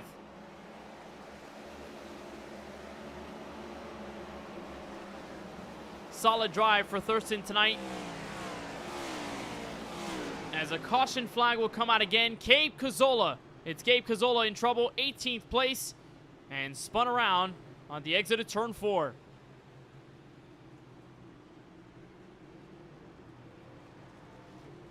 And this bright pink breast cancer awareness number 18 goes around for the slide. And all of a sudden, the break in the action will come about here at lap number 168. Here's a replay on behalf of the 18 of Cazzola, as he's all by himself. And again, we talk about the loose condition from running up high. We saw a bit of a slide there off of turn 4. And we'll see if there's any help from Dunham and David's car, the Kellogg's machine down the bottom. And yeah, clearly there is a huge run from David. Slams to the back of Cazzola's machine. And Gabe goes around for the spill. Oh, and catches another car. Might have been Moreno at the entry to turn 1, and it was. So the points leader, once again, cannot escape the mayhem. And had to sling it out of the way. Caught the 18 in the slide. And although Moreno gets away without any considerable damage, he is back on pit road and may end up being beneath the top 20 once more, as here's the heavy fight on pit lane. Bascom is getting hounded by company. He's trying to make it to his stall, and he will this time, but who makes the opposite call inside the final 80 laps of this race? And there it is. Thurston on 2 tires. He'll surge out and forward. Can Trafari beat him off the lane? As the fight continues, Thurston is onwards. As he just took the 2 fresh Goodyear Eagles, he's out and away. There he is past Trafari. He'll make the move off of pit road. And I believe he will have the track position to get around. James Thurston will come off of pit road first on a 2-tire call and an under 10-second stop. And how about that for Thurston on a huge pit road decision? Trafari will come out next on a 14.2-second effort. Riveras in a heavily contested fight for 2nd and 3rd off pit road. I believe Riveras had gotten it. And so Trafari will settle back. And that leaves 3 cars on the outskirts staying away from the pit lane. Nicholas Bedimlik will stay, and he'll lead his first share of laps tonight, as Brian Lorenzo and Fidel Fabian will extend their welcome, and they'll be out on the racetrack as well, just waiting for their shot to go in. And we've seen plenty of these calls just purely for track position's sake. And after the next-gen update that occurred throughout the mid-summer months in June and July, we saw a lot of drivers try to make an effort to learn about this car, and not only learn about the aerodynamic differences from the update to prior to the update, but really the way the tires wear down. A lot of the tires start to wear down a lot more than they would from previously in the update, in which they would wear over the course of the stretch on ovals, but they would not wear down as much. So here the percentages go down a lot more. However, because of dirty air and because of track position that this next-gen car really favors, you can stay in the lead on old tires. It just really depends on how you run your line, how much dirty air you give to the car behind you, and obviously the most important thing, what the second-place car, what the fresh tire machine is doing over the run, what lines they're using, and how fast they really are in comparison. So we've seen this call work out before to stay out. Does it work out in the case of Bedimlik, as he'll lead the field from the outside of row 1? Fidel Fabian up to a race-high 2nd. Brian Lorenzo race-high 3rd. And it's James Thurston, former leader in this race, in 4th on a 2-tire call. Connor Trafari ends up the first driver on 4 fresh Goodyear Eagles, with 5th place Gabriel Dahari back in 6th. 7th will go all the way back to the driver behind in Cody Riveras. Jonathan Jurgensmeyer in 8th. 9th place to Brad Sawinski on what a crazy comeback night it's been for him.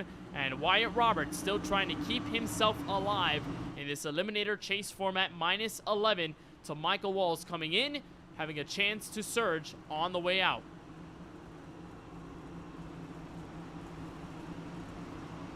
So with under 80 laps to go from the last great Coliseum, inside Fabian to react, but Dimlik on the high side to charge. Back to the restart zone. Early jump by, but Dimlik caught the whole field off guard. He's got the lead in turn 1.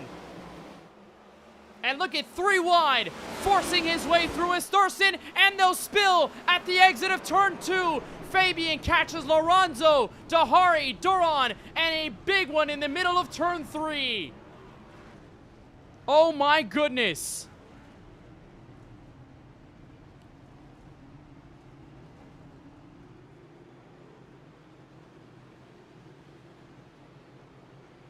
Thurston caught the bad end of luck, and there might go his race for the win. And more Eliminator chase storylines as Austin Duran caught a piece of it. AJ Hyder had been in the mix as well.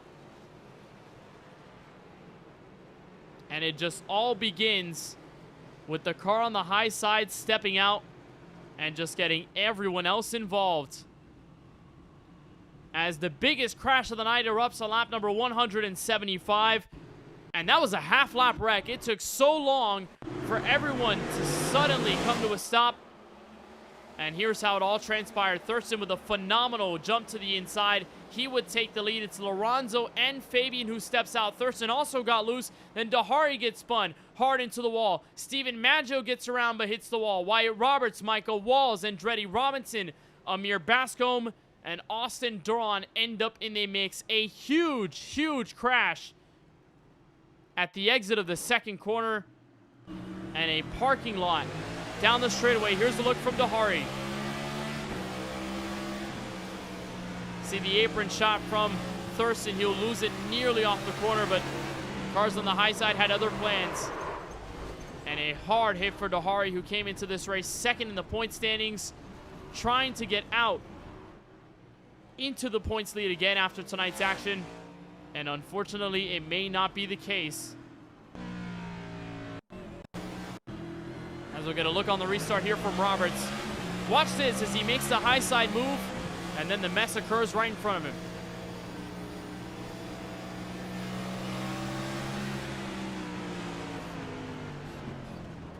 Just slowing down as much as he could, but Lorenzo was there, and everyone else comes in for the taking. A hard hit for Roberts. Steven Maggio just barely squeezed on by.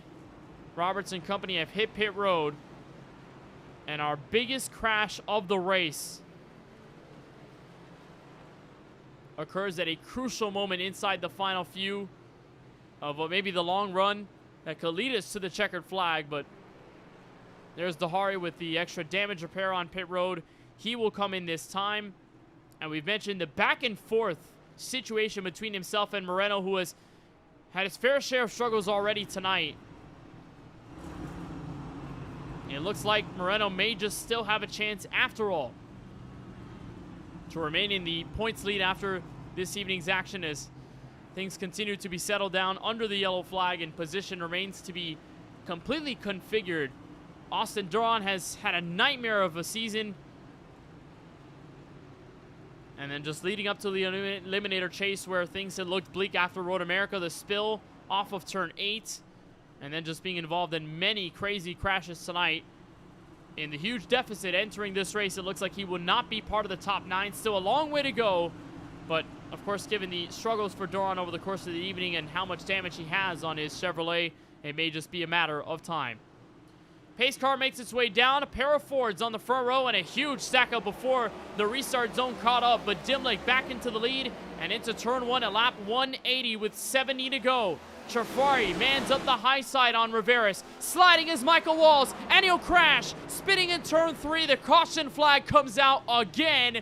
And for Michael Walls, disaster has struck again.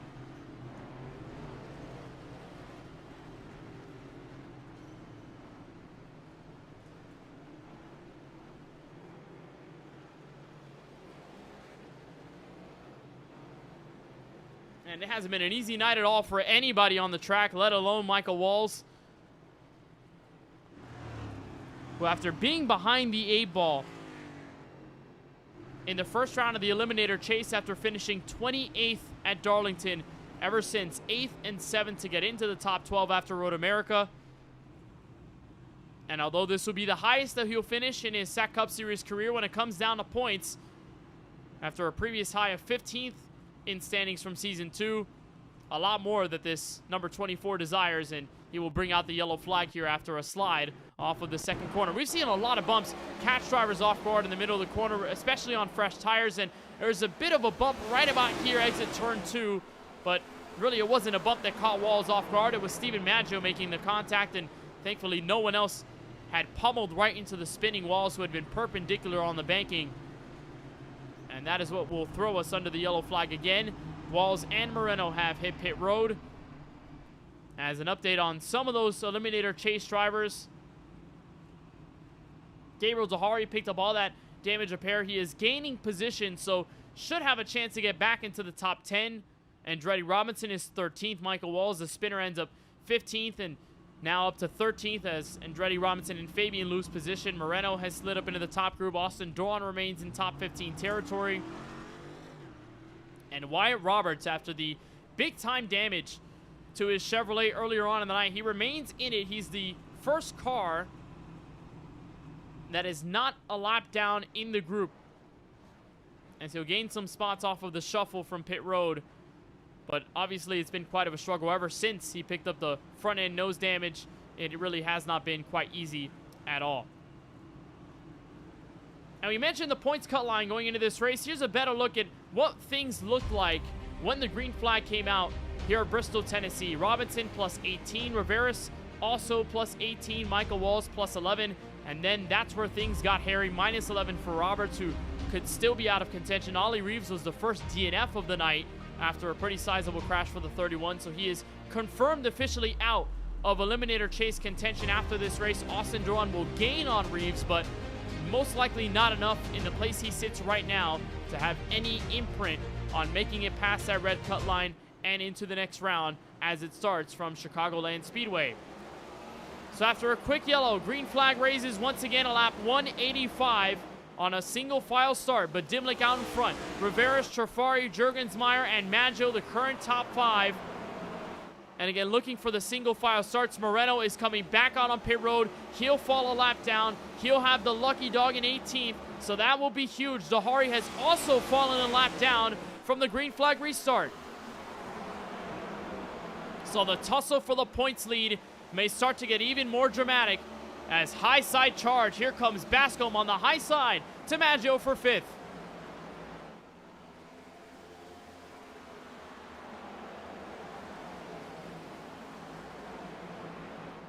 And what a comeback it's been for Maggio. Had a connection drop earlier in this race and seemingly has found his way through once again, has punched some other competitors out of the way. Figuratively, given all the chaos that's gone on, and this Office Depot Toyota can capture another top 10 as a bobble there from Dimlick. He gives up the lead. Riveras takes control, and now chasing is Connor Trafari in the battle for the lead.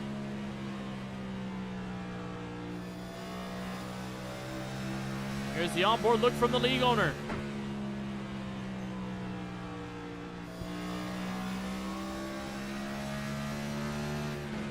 And we mentioned Bristol history in the SAAC Cup Series. Only the 3rd time that we're here at this .5 33 miler. Our debut here at Bristol was back in Season 2, and the winner of that race was this man right here, Cody Riveras, searching for his first win in a long while, but he's got one of the hottest drivers in the 2025 season on his tail. Inside goes Trafari, got the good look off turn 4, getting the dodge into turn 1. Can Trafari take the lead down the back straightaway?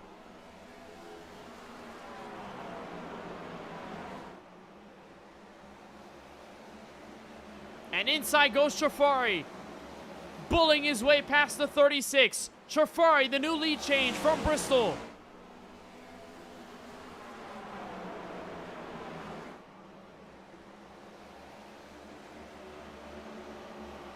And the night it has been for everyone in this field, no matter if you're an Eliminator chase driver or not. It has been wild to say the least. And Connor Trafari trying to bring this thing home with just about 55 laps left. And the caution comes out again. Trouble, Fidel Fabian.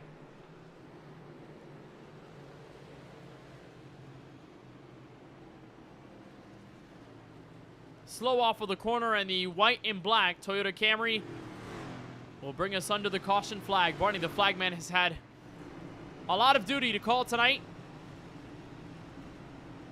And as Fabian recovers himself back to the front of the field, he'll bring out the latest stretch of the yellow flag down the green flag running, in which Connor Trafari had ended up taking the race lead.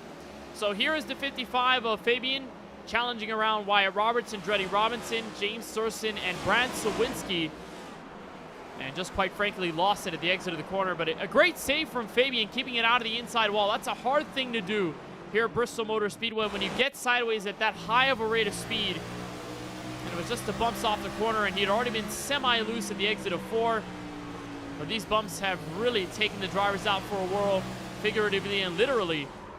As around goes Fabian, he'll slide, lock of the brakes, and a great avoidance by everyone else. As Fidel Fabian will come down pit road, give up the track position, and will be under the caution once again. Just shy of 50 laps to go from the last great Coliseum. So let's get a moment to talk with the driver who runs in P2 at the moment. That is Cody Rivera, searching for his second career Bristol Motor Speedway victory in this series. We're joined by him now. Cody, I know it's been wild. It's basically caught everyone off guard. You've been no different to that in how things have really shaped up from Bristol, but a good position inside 53 laps to go. What is it going to take to continue pointing your way forward in this elimination round and have a good momentum booster and a chance of the race victory on Trafari? Yeah, realistically, I'm just trying to preserve points here. I led my multiple laps, so there's 10 bonus points there for me. I'm running up front. If I have the speed to beat Connor, then fantastic, but I'm not going to push too hard trying to turn anything into something that it's not supposed to be. So it sounds cheap. It might not be the most exciting thing, but second place offers fantastic points. If I'm fast enough to win the race, then fantastic, but I'm not going to push too hard and end up 15th trying to get to first. So I think I got a decent little chance here. We got 1 to green. We're single file, so it should kind of calm everything down. We've gone green long enough a couple times to kind of help my tire strategy out. I only got the 1 set left, but I think that should be plenty with 50 laps to go. So hopefully we can put a nice little show for you guys, maybe 50 green laps to the end. I don't want to jinx that, but yeah, hopefully it's been a decent show so far, and I'll see if I can make it interesting up front. Well, it's a good run so far for you. P2 and a very good-looking race car, might I say, on the racetrack. Cody, best of luck on the restart. Absolutely. Thanks, fellas. Cody Riveras ends up in second right now behind Connor Trafari, who will lead the field off of turn 4. As Trafari will run single file off of that quick yellow from Fidel Fabian. Green raises again, and the early jump from the Reese's Puffs Chevrolet. Trafari, the comeback tonight from Bristol. As Trafari continues to lead by 3. The comeback tonight from Bristol. As Trafari continues to lead by 3/10 now out of turn 4. 48 laps to go, and will continue to remain green as Bascombe has a man on a mission. He's trying to eat up the 2 drivers at the front and do so in quick order, but it's going to take a little while. That 21 will stay behind in 3rd place.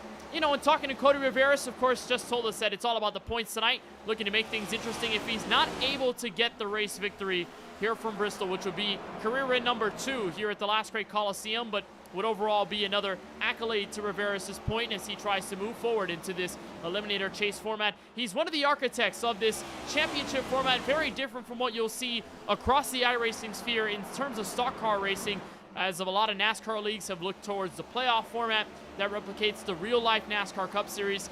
This series and Cody Riveras, they've been very interested in doing things differently, just trying different ways to make the championship fun and make it competitive as well. So they landed on this format, a chase system that enables points to be used, and it's the driver with the most points at the end of the season over that stretch in the final few to end up as the champion.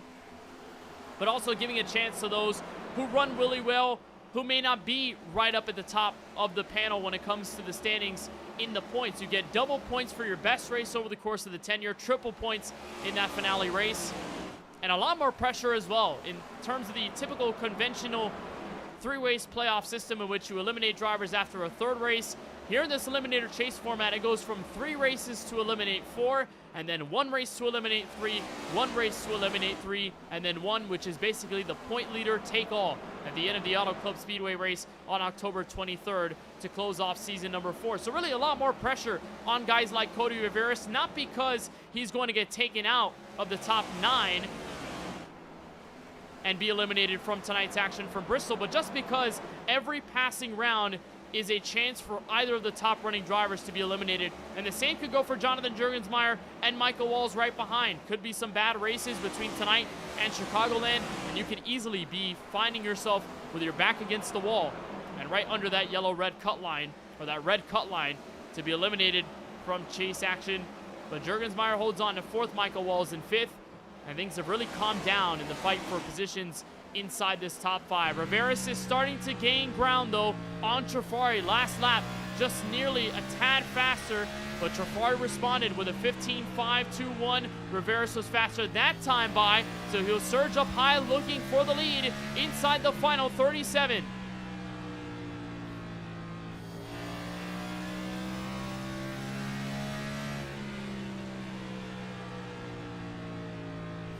Here's the onboard look from Trafari, hooded up and locked in as he's attempting to squeal away for his 4th race victory of this 2025 season, and one that would be oh so important as he steps into this race 3rd in the standings. And remember how close things have been between Gabriel Dehari and Ethan Fonseca Moreno. Moreno down in 21st, 23 laps down, and Gabriel Dehari 2nd in standings on the lead lap still, but he's struggled and he's back in 17th. If Trafari can win, it could be a 2-for-1 special that gives this 9 car the points lead and control heading into that semifinal race from Joliet, Illinois. So he'll hold on to this 0.2 of a second advantage on Riveras. Back by 0.5 is Amir Bascombe, as Gabe Cazzola will weave out of the way for Trafari. And they'll keep it single file through this final stretch. We'll come across 30 laps to go from the last great Coliseum. So some more storylines in the middle of this pack. There's AJ Hyder running in 12th. And after winning the Safe Driver Shootout at Slinger Speedway this season, we almost anticipated Hyder to be very much in contention to win tonight's race from Bristol, but really has not been the case for a driver that has seemingly found crash after crash in this event, whether it be by his fault or not. A lot of them really haven't been by his fault. And after starting in 5th, he's been as low as 24th tonight and still nursing some of that right front damage on his DuPont Chevrolet. And then right behind him, the pole sitter of Justin Rott. What a great start it was for the Body Armor Chevrolet, looking for his first win of the season, and a driver that's had a pair of wins in the KBueno Truck Series, winning the most recent affair at the virtual Darlington Raceway and becoming the first repeat winner in KBueno Truck Series history through its short sample size. History made on that front, but obviously just trying to make sure he can bring this car home here at Bristol, unless there is an opportunity for him to gain more track position. Is up the road. Good battle for 10th. Andretti Robinson, this honeycomb Ford Mustang, one that we really haven't talked about much over the course of tonight. Again, back to that theme of Cereal Bowl action here from Bristol. Andretti Robinson has been in practically everything you can think of. Spins, crashes, stack-ups, you name it for the 45. It's been really that sort of night for Robinson, and he's done a great job of recovering. And as many things that have occurred to this honeycomb car, a top 10 would certainly feel like a race victory, although he'll have the pressure from the back roads and from AJ Hyder as this fight will continue on for 10th on back. And now things are going to get fun at the front. Here comes Bascombe, shot out of a cannon. He'll take away 2nd. Now he'll look for the lead. Off of the corner, will he have a shot at Trafari? He'll get shut out at turn number 2, but he's there. What a drive by Amir Bascombe with 25 laps to go. Amir Bascombe to the race lead off of turn 2.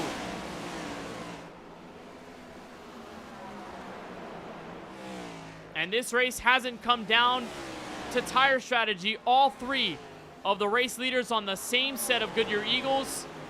And it's looking like a runaway out of nowhere for Amir Bascombe. 2 cars in the span of 3 corners. And the onboard look from Trafari trying to chase him down.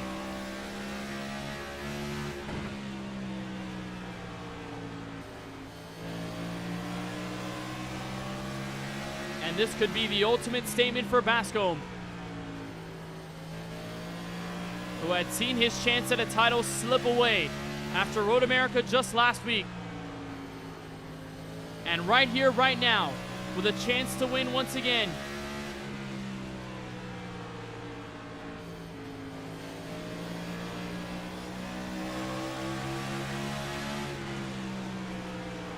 There's the onboard look from Trafari. Now the outside move. What a drive from Riveras. Just pouncing on the high groove. And I think Trafari starting to see his tire life slip away through the fingertips. Juergensmeyer will make his move. Moreno trying to unlap himself on what has been a disastrous night for the points leader. 20 laps to go.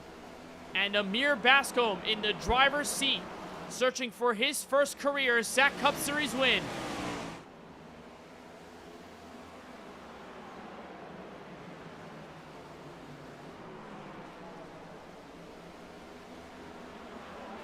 The last time he finished well was 2nd place, the closest he had been to a SAAC Cup Series dub.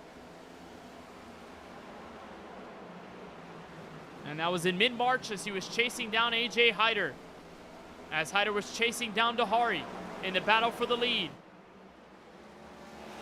And Bascombe still a ways away from his first victory, but a chance to seal things through while the league owner is starting to pick up the pace, and that time nearly a full 10th faster than the race leader.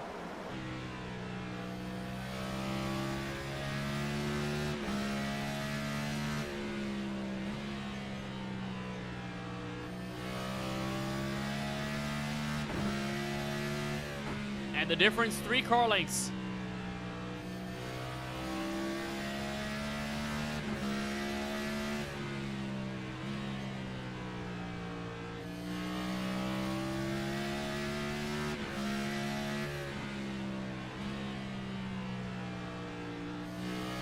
And Cody Riveras still looking to bring the fire. That time he slowed down just a bit.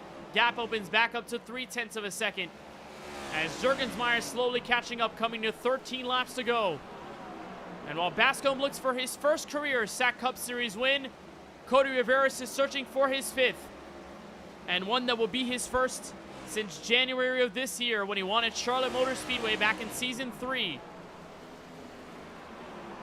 And Jonathan Juergensmeyer with a win under his belt, trying to do it all over again.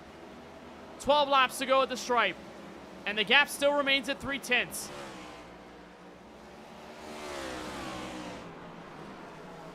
And again, a reminder, no one is on the same or on different sets of Goodyear Eagles, as there's more trouble for Connor Trafari as he slides back to 7th on a huge slide. And there may have been some help. Here's the replay. And while trying to keep away the rest of the drivers on old tires, oh, a huge hit from Thurston right on the inside. Trafari will save it. And a hard-stopping moment all of a sudden for the leader in Bascombe, who wants this race more than anything to stay green. 10 laps to go from Bristol.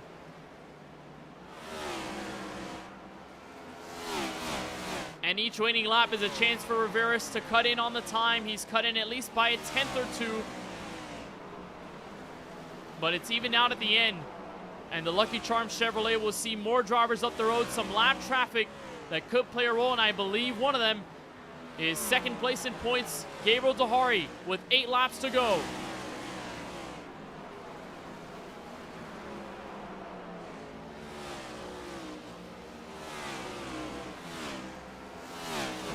And these are the points heading into tonight. That is where Amir Bascombe sat.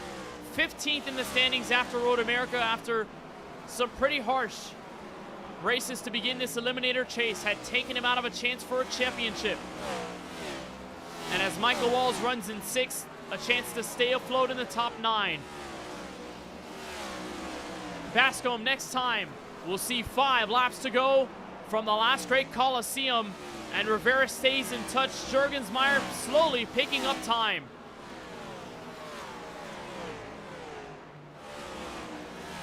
And that lap through, Jurgensmeyer the fastest, 15.681. A full 10th faster than Rivera's. And just 9 1/1000ths of a second faster than Bascombe. But the pressure is mounting. There are the 2 lap cars, Austin Duran and Gabriel Dahari. As Dahari will most likely see his chance at the points lead slip away from him. For Austin Duran, a chance at a championship. He most likely will be eliminated after tonight. And they fill both lanes. Will that slow down Bascombe at any moment in time? It brings Riveras back into the mix, reels him through 2 laps ago. Next time by, and just about a mile or so left.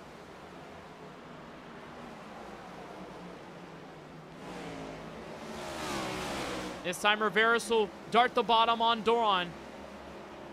And no troubles getting around the runner-up in the championship. As Amir Bascombe will see the white flag from Bristol Motor Speedway. And after struggling early, a car that has seemingly come to life, no luck, it's all skill in this one. Off of turn 4, first career SAAC Cup Series victory for Amir Bascombe.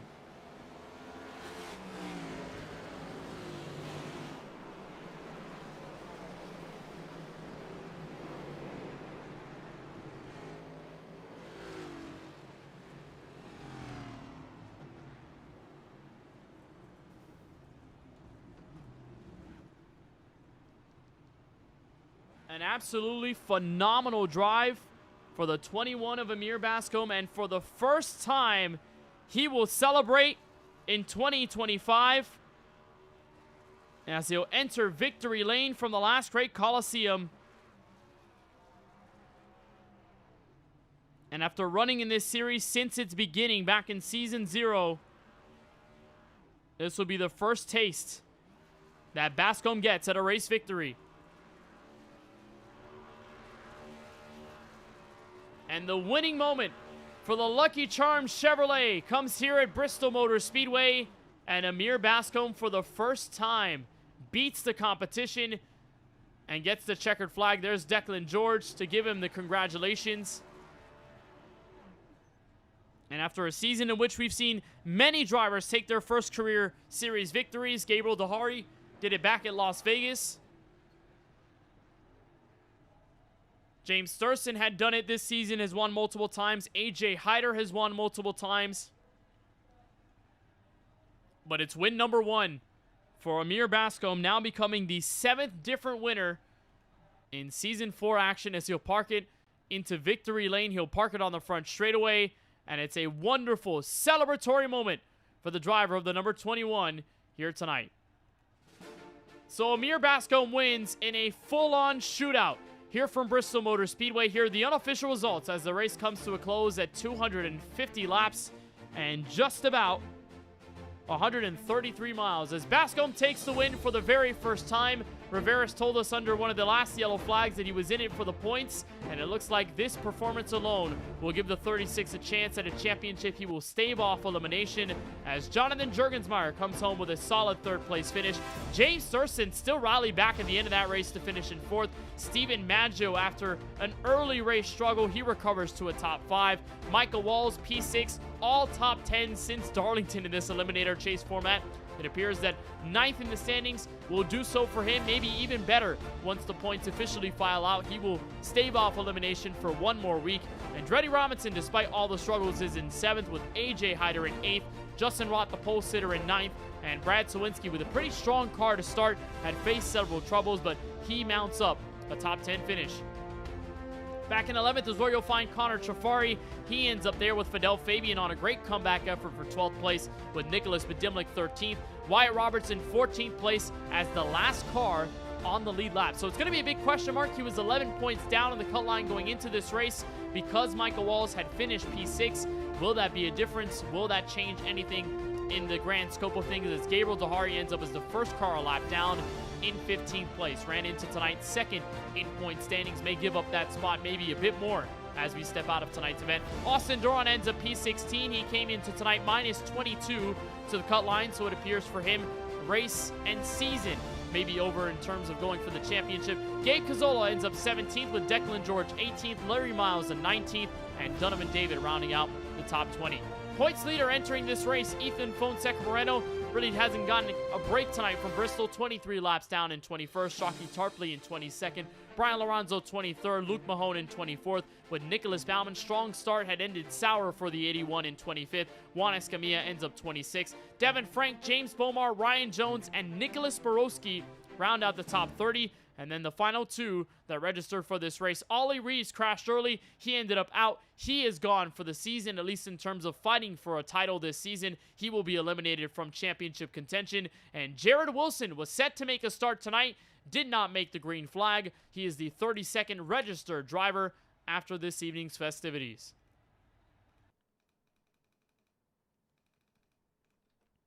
So it is Amir Bascombe for the very first time, a SAAC Cup Series victor, and it comes here at Bristol Motor Speedway. Amir, how can you describe the emotions after this victory? You have been in this series for quite a long time. It's your first one tonight, and it comes in wild fashion after a really fast car. How could you describe the emotions after your first win? Oh my gosh, dude. I am like, like, this is crazy to me, bruh. Because everything was against me today. Like, it just felt like I felt like I made too many mistakes to win. Obviously, I had a good car. I started from basically almost dead last because I messed up my quali, and then drove up, got to P1, was just unsure on whether or not to pit, and which brought me to an EOL. And then drove all the way back up to P3. They started battling.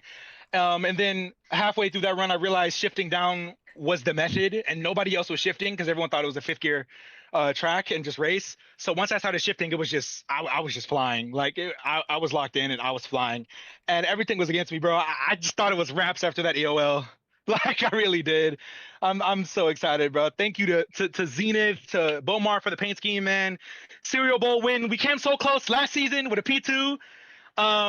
And I always was saying Bristol is my track, man. Y'all not beating me at Bristol, so I'm finally glad I'm able to stick up to that and actually win the race.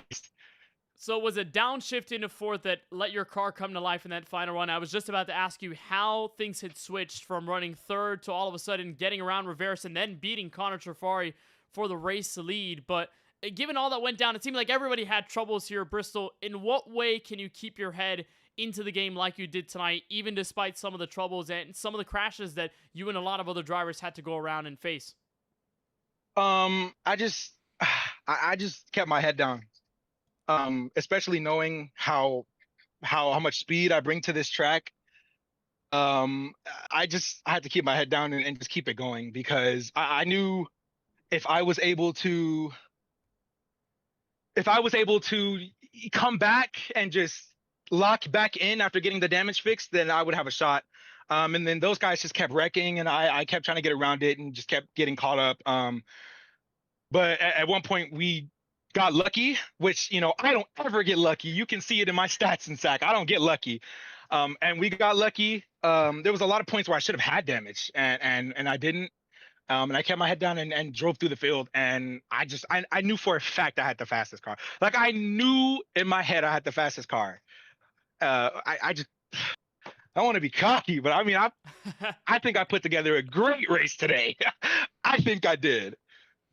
Well, you led 50 laps, you took over the lead in the final segment, and you really never looked back. And, you know, you said the luck's never there for you. I think the Lucky Charm scheme might have done something as well, giving you a bit more aura, a bit more energy to get the race victory tonight from Bristol. But we know the situation that you had been in. First three races of the Eliminator chase, you had been bounced out of championship contention. The first race you're running tonight, not being a part of the Eliminator chase group. How big of a statement is a win like this, knowing the storyline before and knowing the elation of a win like this, especially in the way you did it, dominating that last leg? I was saying last week to my team, it was just like, if I get eliminated and then I go into Bristol and win, I'm going to be a little bit irritated. But I mean, no one's gonna be mad after a win. It's just we really didn't have a shot in the playoff. Like in Eliminator, we just never had a shot. Like yeah, we just had so many issues. And I just got wrecked so many times. And so I mean, getting eliminated and then coming back the next week to win it's storybook because all I wanted to do was win. I didn't really mind the eliminator and everything. I just wanted to win, and I'm so happy I got to do it here because this is probably my favorite track on the schedule, just in general in NASCAR, and next like Nashville. I'm so glad. I'm so glad it was here, and I'm so glad it was now. And it's a Serial Bowl victory in a serial themed car. I was almost thinking maybe a serial car wouldn't win this race, but it ended up being you, Trafari, and Riveris in those final few laps, and you end up with the win. Amir, on a huge first ever SAAC Cup Series victory from the last great Coliseum, anybody you want to give a shout out to or thank for tonight's win? Again, thank you to Zenith, all them Zenith boys. Tafari put on a great race for the team. Chalky put on a great race for the team. Thank you to James Bomar, schemer win right there. He made the scheme. We had matching schemes. Hopefully y'all seen that on the broadcast. It's a big shout out to my team. We all held it together, especially Connor Trafari. We really held it together right there, me and Trafari. We were together that whole little stint right there. Well, Amir, on behalf of all of us here at the KBueno Racing Network, a huge congratulations on your first ever SAAC Cup Series victory here tonight from Bristol, and best of luck as you in the field takes on Chicagoland next week, but until then, enjoy the dub. Thank you, man. I'll see you guys next week. Amir Bascombe ends up with the victory here from Bristol, leading 50 of the 250 laps tonight, and he did it in dominating fashion and in that Lucky Charms paint scheme, a good-looking car that ends up in the victory circle here at the end of a long race. And right before we get to the end of our coverage here on the KBueno Racing Network, we've got second and third. We're now joined by league owner Cody Riveris, who ends up in the second place position after all things are said and done here at the last great Coliseum. Cody, you told us under one of the yellow flag periods that you're going to be in it for the points. You tried to make it interesting, but this still may feel like a win in itself given how much points you picked up tonight. What did you feel in that final stint, and what are the thoughts after the race?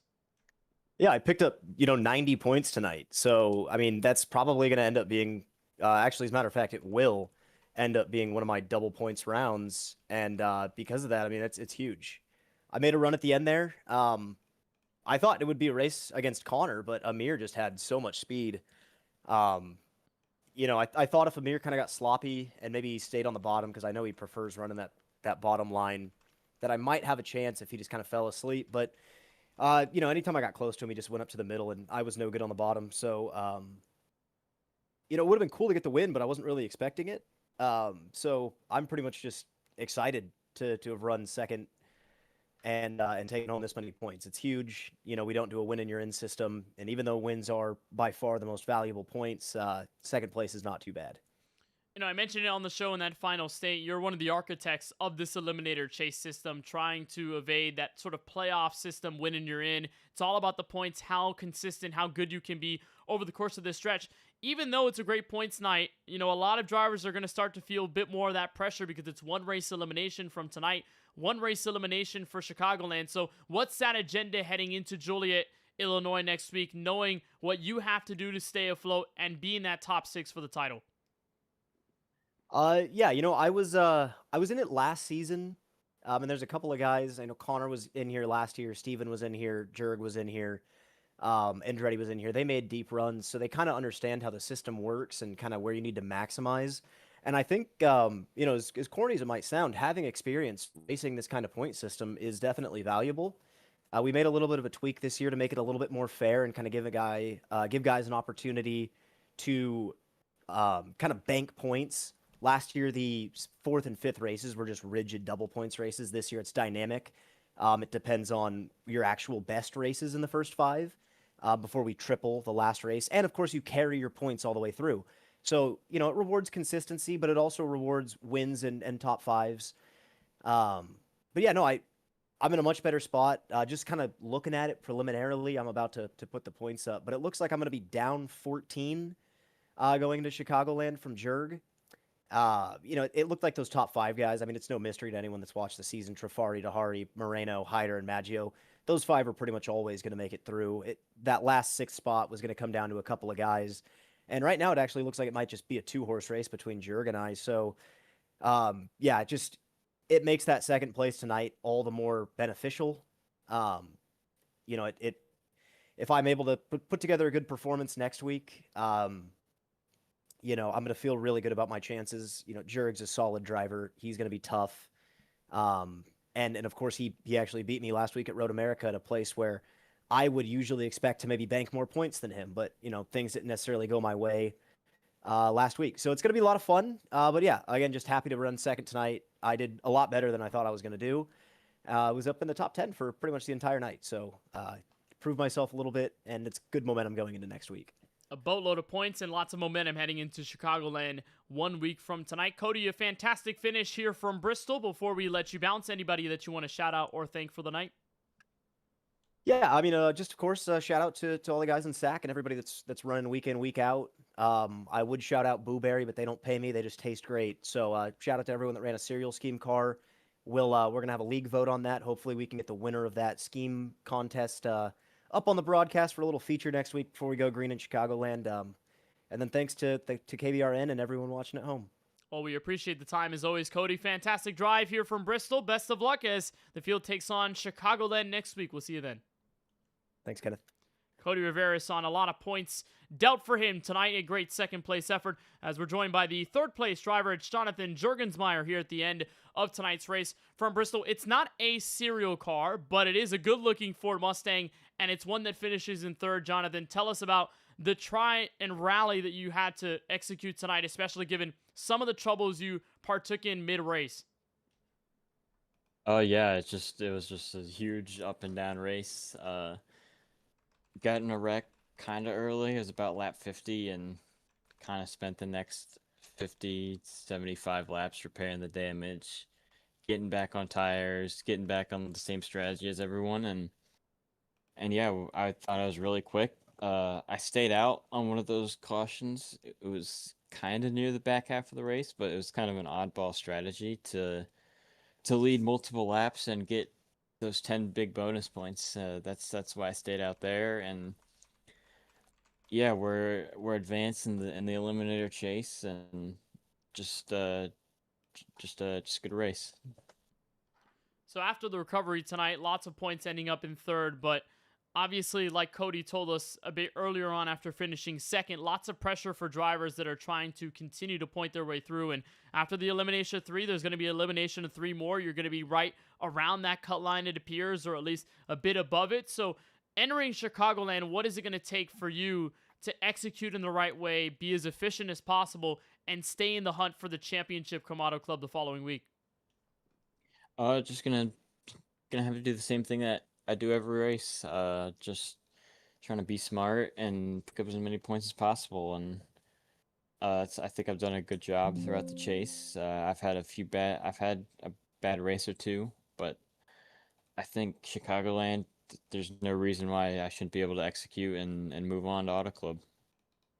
Well, Jonathan, a great look here tonight from third place at the end of this Bristol affair. Before we let you go, anybody that you want to shout out or thank for this podium finish? Shout out to James Bomar. He made this Boss Haas Cycles Quinhalf car for me. I think it looks really beautiful, especially at Bristol. It's kind of I know it's a serial race, but this car just looks really good around Bristol. Shout out to all the teammates, Steven, Gabriel, Micah, of course, and shout out to Matthew O'Brien as well. Well, Jonathan, we really do appreciate the time. Congratulations on the third place finish here from Bristol Motor Speedway. We know it was a grueling one, but ends up with a pretty good finish for you at the end of it. We'll see you at Chicagoland in a mile and a half next week. Yep, thank you.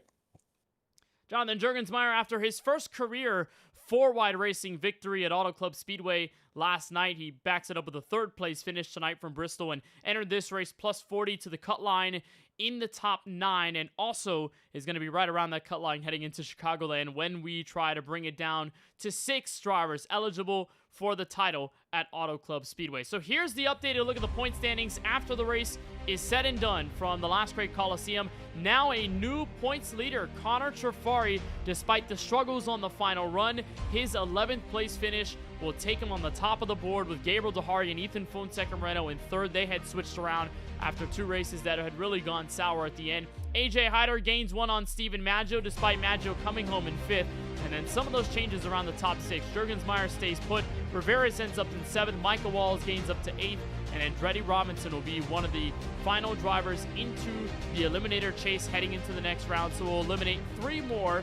9th, 8th, and 7th will go home after Chicagoland. And that will leave us with the 6 fighting for the championship at the end of the season. So keep an eye on how things will play through as we move forward, entering the next race. Those 3 eliminated. Austin Drawn is out, Wyatt Roberts, and then Amir Basco, we saw him out as well. Those are the drivers that are eliminated from contention.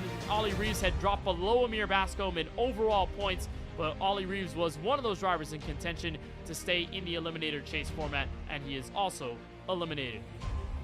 So moving forward, we end up with the next race, and it's a 1.5 miles, a place that Gabriel Dehari has seen success at least in terms of the format. That comes your way next Thursday on October 16th. We'll be driving in Joliet, Illinois at Chicagoland Speedway for the marbles and to decide those 6 drivers that will move on in the championship format. And then, of course, that season finale at the virtual Auto Club Speedway. We'll have the coverage for you live right here on the KBueno Racing Network as we continue to move through. Only 2 races to go in this SAAC Cup Series season, and things continue to add on to the interest. So a great race tonight from the Bristol Motor Speedway, and we crown a first-time winner in Amir Bascombe driving that number 21 Chevrolet.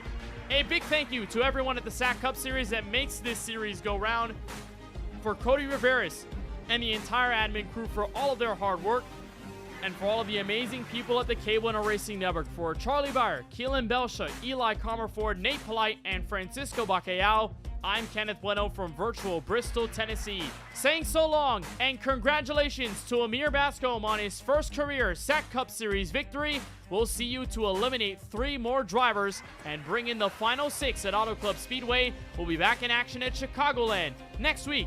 We'll see you then.